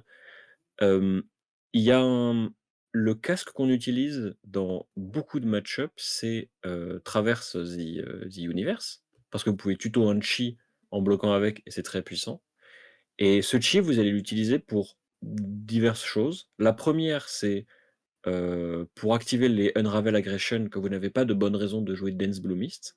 Mais du coup, ça ne sert à rien de jouer plusieurs Unravel Aggression puisque la première est la seule qui sera importante. Donc je l'ai choisi à la place de mettre des Unmovable parce qu'en fait, mon raisonnement, c'est le premier Unravel Aggression, celui que vous utilisez avec Traverse the Universe est vraiment genre outvalue de l'infini, parce que vous bloquez 5 pour 0 carte, c'est super. Vous bloquez même 7.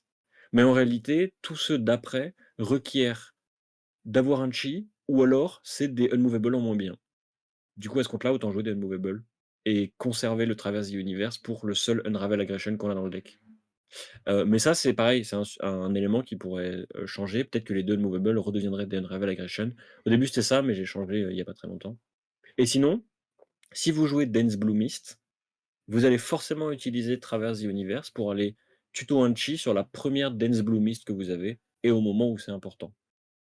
Faut considérer que Dense Blue Mist, c'est un peu, c'est l'anti Art of War dont vous avez besoin si Mmh. vous voulez jouer un réel plan défensif contre des decks qui vont high roll. Donc c'est très important contre les ninjas, c'est important contre, les brutes, mais dans une bien moindre mesure. En réalité, contre les brutes, vous avez Balance of Justice et Hold the Line. C'est important contre, les Boltyn. De manière générale, il y a plein de decks contre lesquels ça va être important d'annuler les Onit et cetera. Et donc Dance Blue Mist est là pour ça. Mais elle est pas là dans tous les match-up parce que c'est une carte qui ne bloque pas. C'est très ennuyant les cartes qui bloquent pas. Hem et du coup, niveau autre carte de side un peu tech, vous avez 2 Hold the Line et une Balance of Justice qui sont là pour les match-up où vous savez que votre adversaire va piocher 2 cartes et où en fait, avoir Traverse the Universe ne sera pas mieux que piocher une carte sur Balance of Justice quand votre adversaire est en train de pop off. Et les Hold the Line sont des très bonnes bleues que vous allez pouvoir faire dormir en arsenal pour les garder pour les Mmh. moments clés. L'idée c'est, votre adversaire a 3 bouts de rush below, vous avez une Balance of Justice et 2 Hold the Line. Voilà, vous faites le calcul. Faites les Et maths. vous en avez une pour chaque événement, normalement, si tout se passe bien. C'est l'objectif en tout cas. Et c'est pour ça d'ailleurs que cette liste-là est très, très fatiguée. Genre, pour moi, le gros défaut du deck, c'est de devoir jouer autant de cartes qui transcendent pour justifier de jouer Traverse the Universe. Mais plus j'y réfléchis, moins j'ai envie de jouer Traverse the Universe et plus j'ai envie de jouer Balance of Justice dans tous les match-up, de mettre que 2 cartes qui transcendent et en fait, le deck, théoriquement, en fin de partie, il n'a besoin que de 2 bleus et de 2 cartes et de 2 chi pour générer un shield pendant son tour, générer un shield pendant le tour adverse et utiliser les 2 bleus pour attaquer avec les 2 chi que vous avez créés et vous présentez 10 et vous avez dépensé aucune carte et en plus c'est 2 breakpoints parce que c'est 5 et 5. Les gardiens sont en PLS, ils ne peuvent rien faire, et en fait beaucoup de decks ne peuvent pas revenir de 10 par tour si vous avez réussi à garder toute votre main et donc l'objectif c'est de tenir jusque-là, si tant est que ce soit, cette win con là qu'il faut déployer, hem, ou alors d'avoir tué votre adversaire avant avec les grosses patates. Donc avec les Miraging Métamorphes, les Fantasmaclasmes, les Battlefield Bastion, une random patate de shield par-ci par-là, et vous avez du coup en side 2 Phantasmal Haze pour accompagner ce plan de jeu. Mais je me suis aussi dit, il y a des match-up où vous n'aurez jamais plus d'une aura. Donc à quoi bon jouer Iris of Reality quand le go again n'a pas d'importance? Parce que vous allez bloquer avec 3 cartes de votre main, garder une carte et l'utiliser pour taper avec la dernière aura qui vous reste, parce qu'elle respectera, votre adversaire l'a pas respecté, parce que vous avez généré un shield, machin et tout. Du coup, bah, j'ai mis Reality Refractor dans la liste. Parce que vous pouvez faire littéralement 0 pour 6 si vous avez pitché un chi pour faire un Spectral Shield avec, Enigma et que vous avez une tunique. Ah ça a l'air vachement bien, hein, franchement. Faire, je pitch un chi, je fais un shield à la fin de ton tour et puis à mon tour, tunique, hop, 0 pour 6, je trouve ça bien et surtout, bah, comme j'ai dit, en fait avoir Go Again, on s'en fout dans ces match-up là, puisque le plus important c'est de taper avec une aura par tour pour en fait faire descendre petit à petit les points de vie de l'adversaire jusqu'au moment où il va être obligé de bloquer, il va être obligé de respecter notre board parce qu'on aura trade des points de vie pour déployer du board. Hem et dans ce cas-là, Reality Refactor, ça marche très bien. Ce qui est important avec Reality Refactor et c'est un des aspects sur lequel je suis en train de réfléchir un petit peu, c'est que Reality Refactor justifie de jouer des 1 pour 5 Go Again, en la Mmh. sous la forme de Spears of Surreality. Spears of Surreality qui, plus j'y réfléchis, plus elle me plaît, parce que c'est un Censor qui n'a pas de Hunit, qui a Fantasme, mais qui n'a pas de Hunit, qui s'inscrit aussi dans la continuité d'une patate avec un shield into, bah, tu une bleue, tu une ressource, hop, Spears of Surreality. C'est une carte avec Go Again qui est un extender, qui du coup vous permet d'utiliser des mains entières, et au pire la carte bloque 3. Et, aspect dont on a assez peu parlé, mais qui, je trouve, est important pour cette version-là du deck, heu, Enigma de base a aucune carte qui a fantasme. C'est-à-dire que Enfin, à genre, part tu les Miraging Miraging, mais tu pas envie Métamorphes, de le pop, quoi. voilà, à part Miraging Métamorphe, qui n'a pas vraiment fantasme en réalité, aucune carte du deck n'a fantasme. Donc les adversaires, quand ils vont voir Enigma s'installer à la table, ils vont pas rentrer leur popper, parce qu'il y a pas de raison. Puisque l'adversaire, il va jouer Cosmo, il va jouer des trucs avec Ward, va falloir gérer le board, faut mettre 1000 breakpoints, ça va être infernal, machin et tout. Et à ça, je réponds Fantasmaclasme. 9 fantasmes. What you gonna do? Et du coup, c'est un peu l'idée aussi derrière ce truc-là, c'est que si votre adversaire ne vous a pas scout et ne respecte pas le fait que vous puissiez avoir des cartes avec fantasme, bah, en fait, vous pouvez le catch avec, des grosses patates, complètement overrate et faire de la value là-dessus. On a parlé des gants. Enfin, tu as parlé des gants que tu jouais dans ta version Cosmo, qui en plus donnaient 1 point d'attaque, Don't Go Again. Dans cette version, on joue Wave of Reality parce que c'est la toute première aura qu'on va générer et on la génère gratuitement. Puisqu'en fait, ce petit Spectral Shield que vous générez assez vite, bah en fait, vous pouvez jouer un plan de jeu ou juste vous protéger ce Spectral Shield. Ça va être le cas dans les match-up assez agressifs qui vont vous mettre la pression, où vous allez jouer Refractor. Dans ces match-up-là, vous allez concéder de perdre Wave à un moment, faire un shield, et ensuite vous le protégez le plus possible, dans la limite toujours de tirer la value maximale d'un point de vue défensif des cartes que vous avez dans votre main, et garder une random bleue pour taper avec pour 5 et faire tomber les points de vie comme ça, gratter petit à petit. Et puis quand votre adversaire, il vous laisse une main un petit peu plus grande, bah, du coup, paf, vous faites une 3 pour 7, vous grattez encore plus de points de vie et ça. C'est un deck qui ressemble énormément à Dorinthea Decimator. Du coup, c'est pour ça que Croissant est en mode: «Waouh, vas-y, il va nous endormir avec son deck à la con là» et c'est pour ça que je prends autant de plaisir à imaginer jouer ce deck. C'est parce que ça a l'air beaucoup trop drôle de, dire au deck adverse: «Beh, en fait, tu ne vas peut-être pas réussir à me tuer, je vais même te fatiguer et je vais te bourrer comme jamais avec des grosses patates», où tu es en mode tu les regardes et tu fais: «Mais qu'est-ce que je fais contre ça moi?» Voilà, c'est ça le plan du deck et du coup, pour revenir sur ses forces et ses faiblesses, ça reste de la théorie évidemment. Du coup, c'est à prendre avec des pincettes et c'est à associer à, un test intensif que je m'évertuerai à faire, dès que les cartes seront accessibles. Hem, je pense que c'est une version du deck qui est beaucoup plus forte contre les decks qui, ont du mal à gérer les boards de Spectra. Donc, les decks qui, vont avoir du mal à générer des points d'action, vont finir leur chaîne de combat par la meilleure carte de leur tour, ce genre de choses. Heu, ça va être une version qui, à mon avis, a des difficultés dans le miroir parce que, votre board sera toujours moins bien que le board adverse, puisque le board adverse se déploie beaucoup plus vite que le vôtre. Du coup, c'est très compliqué de jouer ce plan de jeu-là contre, à mon avis, une Enigma Cosmo.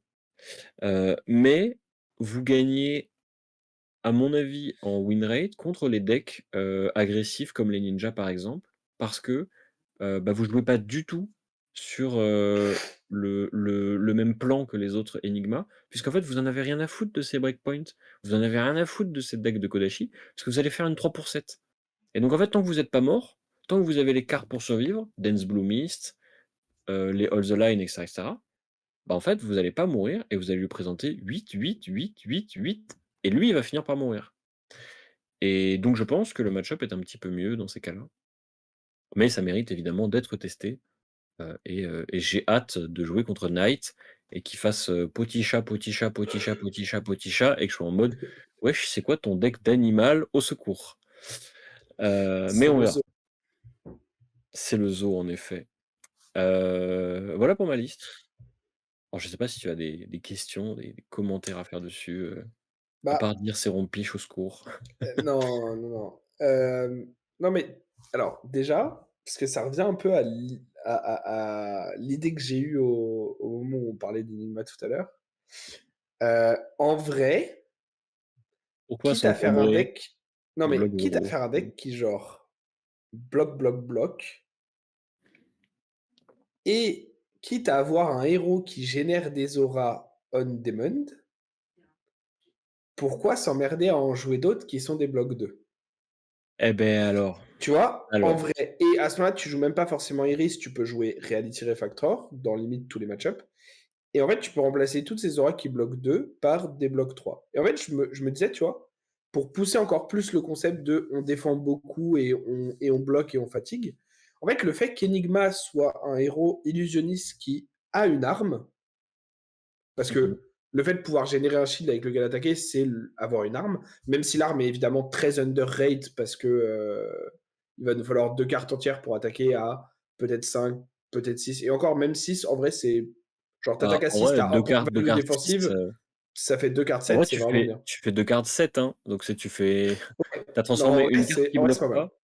une carte qui bloque pas et une carte qui bloquerait peut-être 3 en, 3,5 au total. Franchement, C'est pas mal, c'est pas mal. moi sur le papier, vas-y, j'aime Hem bien. et tu vois, du coup, dans ces cas-là, tu joues vraiment plus aucune aura parce que genre, juste, tu es en mode: «Bah, je vais tout bloquer» et mon héros me permet de ne jouer aucune aura dans mon deck. Parce que les auras, en fait, c'est des cartes qui ne sont fortes que quand l'adversaire vous en donne de la value ou quand vous, vous arrivez à prendre de la value dessus. Bah, Mais là, on c'est pour ça pourrait que juste se Iris dire en fait, c'est pour ça qu'il y a Iris. En gros, il y a un monde où cette version-là que je vous présente est encore à mi-chemin entre la version Cosmo et une version vraiment giga fatigue full ouais, BB. Parce que si on poussait le raisonnement jusqu'au bout, hem, en effet, les auras, c'est les pires cartes du deck, parce qu'elles bloquent 2. ouais, Et du coup, on n'a pas envie de bloquer avec parce qu'on se dit: «Ah, c'est nos armes, faut quand même les garder» et en même temps, beh, en fait, on voudrait bloquer avec parce que en fait, on veut s'en débarrasser, parce que ça te coûte un poids mmh, d'action entier, parce que c'est trop chiant et en fait, ça n'est bien dans cette version-là du deck que parce que Iris dit: «Attention, si tu me laisses en déployer 2 à 3, je pourrais garder des mains entières et faire, 3 cartes 12». Mmh. Et en fait, c'est la sauce. Et en fait, c'est pour ça, Ouais. je pense que si le deck ne jouait que Réfractor, tu t'encombres pas des auras. Mmh. Parce qu'en fait, la meilleure aura de ton deck, ce serait Prismatic Shield rouge. Parce que tu génères Mmh. 3 auras que tu vas essayer de protéger et tant qu'il t'en reste une, tu peux taper avec. Et Yes. c'est une autre version du deck et probablement que ça a du sens aussi et en vérité, je pense que j'essaierai parce que si je me rends compte que c'est vraiment handicapant d'avoir autant de blocs 2 dans le deck, bah, je serai en mode, bah, je les dégage ou alors je Bah, mets le strict minimum, que celles qui sont pertinentes, c'est-à-dire Ace Bending parce que même pas en fait, non, on s'en fout. Je pense Shimmer parce que ça tape et du coup les gens les respectent un peu. Mais en gros, il y avait aussi un autre raisonnement derrière les cartes qui transcendent parce que, vous noterez qu'on ne joue pas toutes les cartes qui transcendent dans nos 2 versions. Toi, tu en joues mmh, même une de plus que moi, il me semble. Hem, les cartes qui transcendent, elles sont fondamentalement mauvaises, dans le sens où, hem, à part, l'aspect évidemment, mmh, les autres, elles sont nulles et elles sont encore plus nulles quand elles sont contraignantes pour en tirer une value décente, genre. Et c'est le problème de l'essentiel des autres, transcendes qu'on ne joue pas, puisque la majorité les autres transcendes qu'on ne joue pas, c'est celles qui donnent moins un d'attaque, plus un d'attaque, go again et je crois qu'il y en a une autre. Je sais plus laquelle c'est. Non? celle qui mélange. Mais moi, je joue celle qui Il y a celle mélange qui mélange. normalement. Mais en gros, en fait, c'est les celle qui mélange, bon, elle fera jamais plus de 3 points de value, c'est genre, c'est pas possible, contrairement aux autres qui peuvent monter à 4 ou 3,5 à peu près. Mais le problème de celles qui donnent go again +1 et -1, c'est qu'elles ont besoin d'une cible. Et en fait, Mmh, si vous n'avez pas de cible, vous avez une carte qui ne bloque pas dans votre main, que vous allez peut-être pitcher, mais du coup, vous auriez voulu la pitcher sous forme de chi, et bah là, hop, elle repart dans le deck, et on est reparti pour un tour, il va falloir la récupérer quand elle reviendra, et là, peut-être que mmh, vous aurez une bleue pour la jouer. Et donc là, dans ces cas-là, c'est chiant d'avoir ces trucs qui transcendent, mais qui ont des conditions, des restrictions, machin et tout.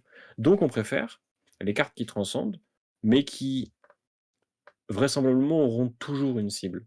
Par exemple, mmh, Pass Over qui dit: «Bannissez une carte du cimetière d'un adversaire», à moins d'être tour 0 et que votre adversaire n'a rien fait et qu'il a pas bloqué, il va très probablement avoir une carte dans son cimetière. Donc vous aurez très probablement une cible. Alors des fois, il y en aura qui seront meilleurs que d'autres, évidemment, mmh, mais il y aura toujours une cible. Pareil, celle qui dit: «Mettez une carte d'action de votre cimetière en dessous de votre deck». Bah, vous allez très probablement avoir une carte d'action dans votre mmh, cimetière et au pire, il vous suffit de l'arsenal et d'attendre le tour d'après. Vous êtes quasiment sûr d'avoir une action dans votre cimetière puisque vous aurez bloqué avec une de votre main. Donc, c'est des cartes qui ont pas vraiment de cible et qui, du coup, deviennent beaucoup plus flexibles, beaucoup plus faciles à jouer et plus faciles à transcender. Et c'est ça qui est assez important quand même parce que on a quand même besoin de quelques chi. Et je pense que l'aspect, d'ailleurs, dans une version vraiment genre Refractor, vraiment dodo et tout, c'est presque la seule transcende qu'on joue avec genre la Fable et peut-être Homage to Ancestors parce que, bah, ça fait gagner un point de vie. Je sais pas trop, je pense que c'est ça à étudier. c'est qu'en Mais vrai, no joke, il y a en un vrai, tu monde n'as de genre besoin que je de suis deux vraiment full transcendes. réfracteur, l'aspect, c'est une des dernières que tu joues parce qu'elle coûte 3 ressources, elle t'empêche de enfin, elle te coûte une carte en plus à bloquer et tout, genre. Moi, je me disais justement que l'aspect dans ta version, elle a l'air moins pertinente, tu vois? Ouais, mais elle génère 2 shields avec un compteur, ce qui fait que, quand tu la joues et que tu flippity flop et qu'il te reste des bleus, parce que tu auras peut-être gardé une main entière à ce moment-là pour shift la tempo, bah, du coup, tu peux, bourrer avec, tes 2 shields. Ça, c'est pas mal. Mais il y a un monde où elle va sauter. Mais en fait, de toutes les cartes qui bloquent 0 et qui transcendent, ça me semblait être une des moins pires. La dernière qui a Alors, je suis sauté, d'accord que sur le c'était papier, le dans petit les chef faits mélange. je suis d'accord que sur le papier, dans les faits, c'est vraiment genre la meilleure, mais elle Je te te dis, demande de garder une autre carte. C'était dans ce sens-là, tu cette vois? version n'est peut-être pas assez radicale, mais peut-être qu'à Ouais, force de non la mais jouer, tu sais elle qu'en vrai, deviendra encore plus radicale. no joke, je pense qu'il y a un aspect comme ça, ouais. Je pense qu'elle est déjà, dans une direction très différente de la liste Cosmo et on sent déjà, clairement ce que tu veux en faire et le but et c'est rempli de bloc 3 et tout. Mais je pense qu'effectivement, il y a un vrai côté genre: «Mais attends, pourquoi j'ai Pourquoi encore s'encombrer ces des auras blocs qui 2? bloquent 2 si genre c'est pas important pour moi de faire un board state, tu vois? Mmh. Mais ça va être Et en étudié. même temps on peut aussi se poser la question parce que moi j'aime bien beaucoup me poser cette question-là, de pourquoi on joue en deck, pourquoi on joue, telle carte, pourquoi on joue tel élément. Si on joue une liste où il y a que des blocs 3, que des cartes défensives et où notre hero power nous permet de faire une arme, bah, en vrai, pourquoi jouer ça et pas Decimator qui a une meilleure arme ou tu vois? Ou Anotos ou et je pense qu'il y a un élément de réponse qui est que ça nous donne accès au pool mystique, c'est-à-dire à des bleus d'une bien meilleure qualité Mmh. que le pool générique et le pool de cartes de classe, globalement. Puisque les bleus du talent mystique sont pour la plupart des très bonnes cartes. Et du Mmh. coup, ça nous permet notamment, par exemple, de très bien rentabiliser une main à 4-5 cartes si un deck setup et nous laisse des cartes, ce qui est souvent un problème des decks très défensifs. Mais je pense que ça mérite de se poser la question aussi, tu vois, si tu pousses encore plus la liste, ou si vous poussez, vous les personnes qui nous écoutez, hein, c'est pas juste PDPU, mais si le concept de la liste est poussé encore plus loin au point de se poser la question de retirer les auras, je pense qu'il faut que tu te poses la question aussi, en tant que joueur, de pourquoi je suis en train de jouer Enigma de cette façon et pas un autre deck. Mmh. Et on l'a dit plein de fois quand on parlait de deck building et tout, si la réponse c'est bah parce que j'ai envie de jouer Enigma, parce que je trouve le héros trop beau, parce que je l'ai ouverte en Marvel, parce que c'est totalement fine. C'est une réponse qui est totalement valide.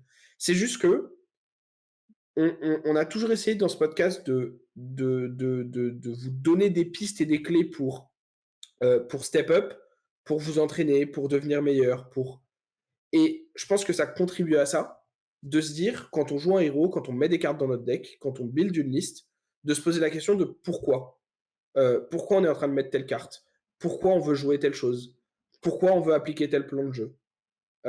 Et encore une fois, si la réponse c'est parce que j'aime bien, top, c'est parfait. Mmh. Mais si votre but Mais c'est de gagner, d'être compétitif et que vous n'arrivez pas à trouver une bonne réponse et une bonne justification, c'est peut-être que vous êtes en train de passer du temps de theory crafting et d'entraînement sur le mauvais deck. mmh. Donc C'est c'est pour ça important d'y que, réfléchir. ce que j'aime bien avec cette liste, c'est justement le pool mystique, qui est accessible. Ouais. Puisque, en fait, c'est le plus intéressant en réalité avec Enigma, c'est la qualité des bleus, c'est Mmh. ce pool illusionniste, notamment ces cartes un peu, illusionnistes génériques qui dorment et que tous les illusionnistes ne jouent pas, à fond. Mmh. En fait, c'est ça qui est intéressant et c'est ça qui, à mon avis, justifie de s'intéresser à Enigma, ou pas. Ouais, non, mais je suis d'accord. Le fait d'avoir dans tes bleus, un certain nombre de cartes qui ont le rate d'une rouge, ça paraît vraiment pertinent pour un deck qui bloque bien et qui peut avoir le problème de comment je fais assez de value offensive quand on me laisse une main. Et du Mmh coup, mh. c'est une très bonne réponse de dire bah regarde, toutes mes bleus bloc 3 que j'ai tout le temps qui genre sont des cartes flexibles, bah maintenant ça devient aussi des rouges quand je les joue. Mmh. Ça paraît pas mal, hein. Enfin, ça, tu vois, Ça paraît c'est une réponse qui est pas déconnante du tout parce que comme tu disais, si genre tu as un shield sur table, que tu joues Iris et que tu fais genre une bleue pour 5 into, une bleue pour Fiendal Fighting Spirit qui gagne un HP, bah tu as fait 13 en 3 cartes. Tu vois, il y a pas beaucoup de mains que tu laisses à Dorinthea Decimator qui font autant, quoi. Tu vois, donc clairement. il y a Bah, un elles vrai sont même quasiment toutes underrate, quand elles ouais, sont voilà. chères les mains de Decimator. Donc il y a un vrai argument à explorer ça et du coup, tu peux potentiellement remplacer des auras par des e-strike pour pousser encore plus cette possibilité-là. Remettre des bleus mystiques comme la 3 pour 5 qui gagne +2 si tu as transcendé ou Ou plus de Seleka ou Guigen, Go Again ou ou celle Guigen. pioche si tu as transcendé, enfin, tu vois ces trucs-là? Mmh mh. Tu vois, il y a voilà, il y a des trucs à explorer. En effet, et je pense que c'est là-dessus qu'on va conclure, sur le fait qu'il y a plein Yes, de choses à explorer et que nous vous invitons, via cet épisode et via cette présentation d'Enigma, à explorer les possibilités du personnage. Ça me ferait bien rire qu'on essaye de faire, quelque chose de similaire sur, Zen et peut-être sur Nu si on arrive à trouver, l'énergie. Ce qui est intéressant, c'est que Enigma, c'est un héros qui nous intéresse, Croissant et moi. On ouais. a envie de jouer avec ça et cetera. Je vais pas mentir, je suis moins intéressé par Zen et le seul intéressé, c'est Knight à la régie qui est en mode: «Ouais, je suis chaud, je suis chaud, je suis chaud». parce que Agro Group Petit Tiger est nu, bah, il y a personne dans l'équipe qui s'y intéresse vraiment. Mais Bah, en il fait, faudra bien quelqu'un qui aura envie d'en parler. À moins que moi toi, tu sois en mode non OMG le mais deck est trop moi, nu, le perso m'intéresse, mais je refuse de trop me mettre dedans parce que sinon je vais vouloir acheter les cartes et ah j'ai plus oui, aucune et puis carte là tu vas d'assassin, donc faudrait que je rachète les codex, les machins et tout. Et en fait, je je suis crois à que c'est les l'inverse en train codex le de principal problème. non, mais même toutes les nouvelles, les Leave No Witnesses, les machins. Et en fait, le truc, c'est que je suis en train de revendre les classes que je joue pas parce que j'accepte que j'ai plein de cartes qui dorment chez moi et je vais me focaliser vraiment sur deux trois trucs et je vais acheter genre toutes les cartes mécano pour jouer mécano et pour vraiment genre avoir ça. Et le reste, je revends, je m'en débarrasse. C'est pas pour racheter un truc, tu vois. En fait, j'aime bien le design Mmh. de nu, je trouve le deck intéressant. Je pense que le deck me plairait à jouer. Il y a des grosses vibes d'Islander qui me plaisaient à une époque et tout. Et en même temps, enfin, si c'est pour remettre, je dis au hasard, mais genre 500 ou 600 balles pour jouer deux fois le deck et le revendre dans 3 mois parce que je me rendrai compte que je le joue pas, bah, je Oui, le jouerai deux fois autant te le d'Armory faire en demandant à prêter. quelqu'un de me le prêter et basta, tu vois. Ouais, voilà, autant te le faire prêter, Ouais. Et du quelqu'un coup, pour qui l'instant, achète je le truc de théorycraft pas colis. beaucoup dessus parce que j'ai trop de trucs à théorycrafter avec Mmh. les mécanos et Mais Enigma notamment. si ça vous intéresse, du coup, n'hésitez pas déjà à nous dire Ouais, si vous voudriez qu'on le fasse sur d'autres personnages. Parce que finalement, là, on est tous les 2 à parler d'Enigma, mais on a des gens dans nos entourages qui, sont très intéressés par, différents héros et qui seraient tout à fait capables d'en parler et prêts à raconter plein de trucs sur, clairement. le pourquoi du comment ils veulent jouer tel deck et pas tel autre. Je pense que si ça vous intéresse, c'est effectivement, un truc qu'on peut facilement mettre en place, tous les X temps, d'avoir des personnes, de notre entourage qui viennent avec un de nous 2 ou avec Knight pour, OK, moi j'ai cette liste de Katsu, moi j'ai celle-là qui est assez différente. Pourquoi moi je préfère la mienne? Quelles sont les différences et tout? Puis de faire ça avec plusieurs héros, ça peut être vraiment cool. Mmh. Hem, J'ajoute juste un dernier truc avant qu'on rende l'antenne. Si vous avez aimé cet épisode et que vous vous intéressez à Enigma, checkez et que vous parlez anglais évidemment, Oui, checkez la chaîne de Fino Black qui, est en oui, train de pas mal poncer le perso. Alors, en vrai, comme il y a les dates qui arrivent et cetera, il reste assez en surface de pas mal de choses, mais il a commencé à sortir, une deck tech. Il a l'intention d'en sortir au moins 2 ou 3 autres, je crois. Enfin, il veut vraiment genre montrer pas mal de choses. Il a fait une vidéo de 20 minutes sur les différentes options pour build Enigma, les différentes questions à se poser, les différentes directions que tu peux prendre avec le perso en termes de game plan et tout. Et même si ça reste relativement en profondeur, si vous n'avez pas trop l'habitude de jouer des illusionnistes, qu'il y a des concepts avec lesquels vous n'êtes pas trop familier et tout, que vous commencez le jeu, que voilà, foncez parce que bah, c'est un excellent joueur, c'est un très bon joueur d'illusionniste. Et même s'il pourrait donner plus de détails et donner encore plus d'infos, les infos qu'il donne sont très bonnes et donc ça vous aidera beaucoup. oui. Voilà. En vrai, il y a un monde où on a vu tous les 2 la même vidéo, et Oui, puis que ça nous a donné plein d'idées et puis du coup ça nous a oui. fait changer les cartes, mais qu'on en a pas parlé et du coup c'était l'occasion avec cet épisode d'en parler et sur Yes. ce, merci de nous avoir écoutés. N'hésitez pas comme d'habitude à vous abonner, mettre un pouce, mettre des commentaires et cetera. N'hésitez pas, nous sommes Le disponibles. pouce. Je fais attention, parce que j'ai plein de notifications sur mon téléphone à répondre, aux commentaires, auxquels j'ai une réponse. Et sur ce, bah, à une prochaine, à la semaine prochaine pour un nouvel épisode de Tour Zéro. Salut tout le monde!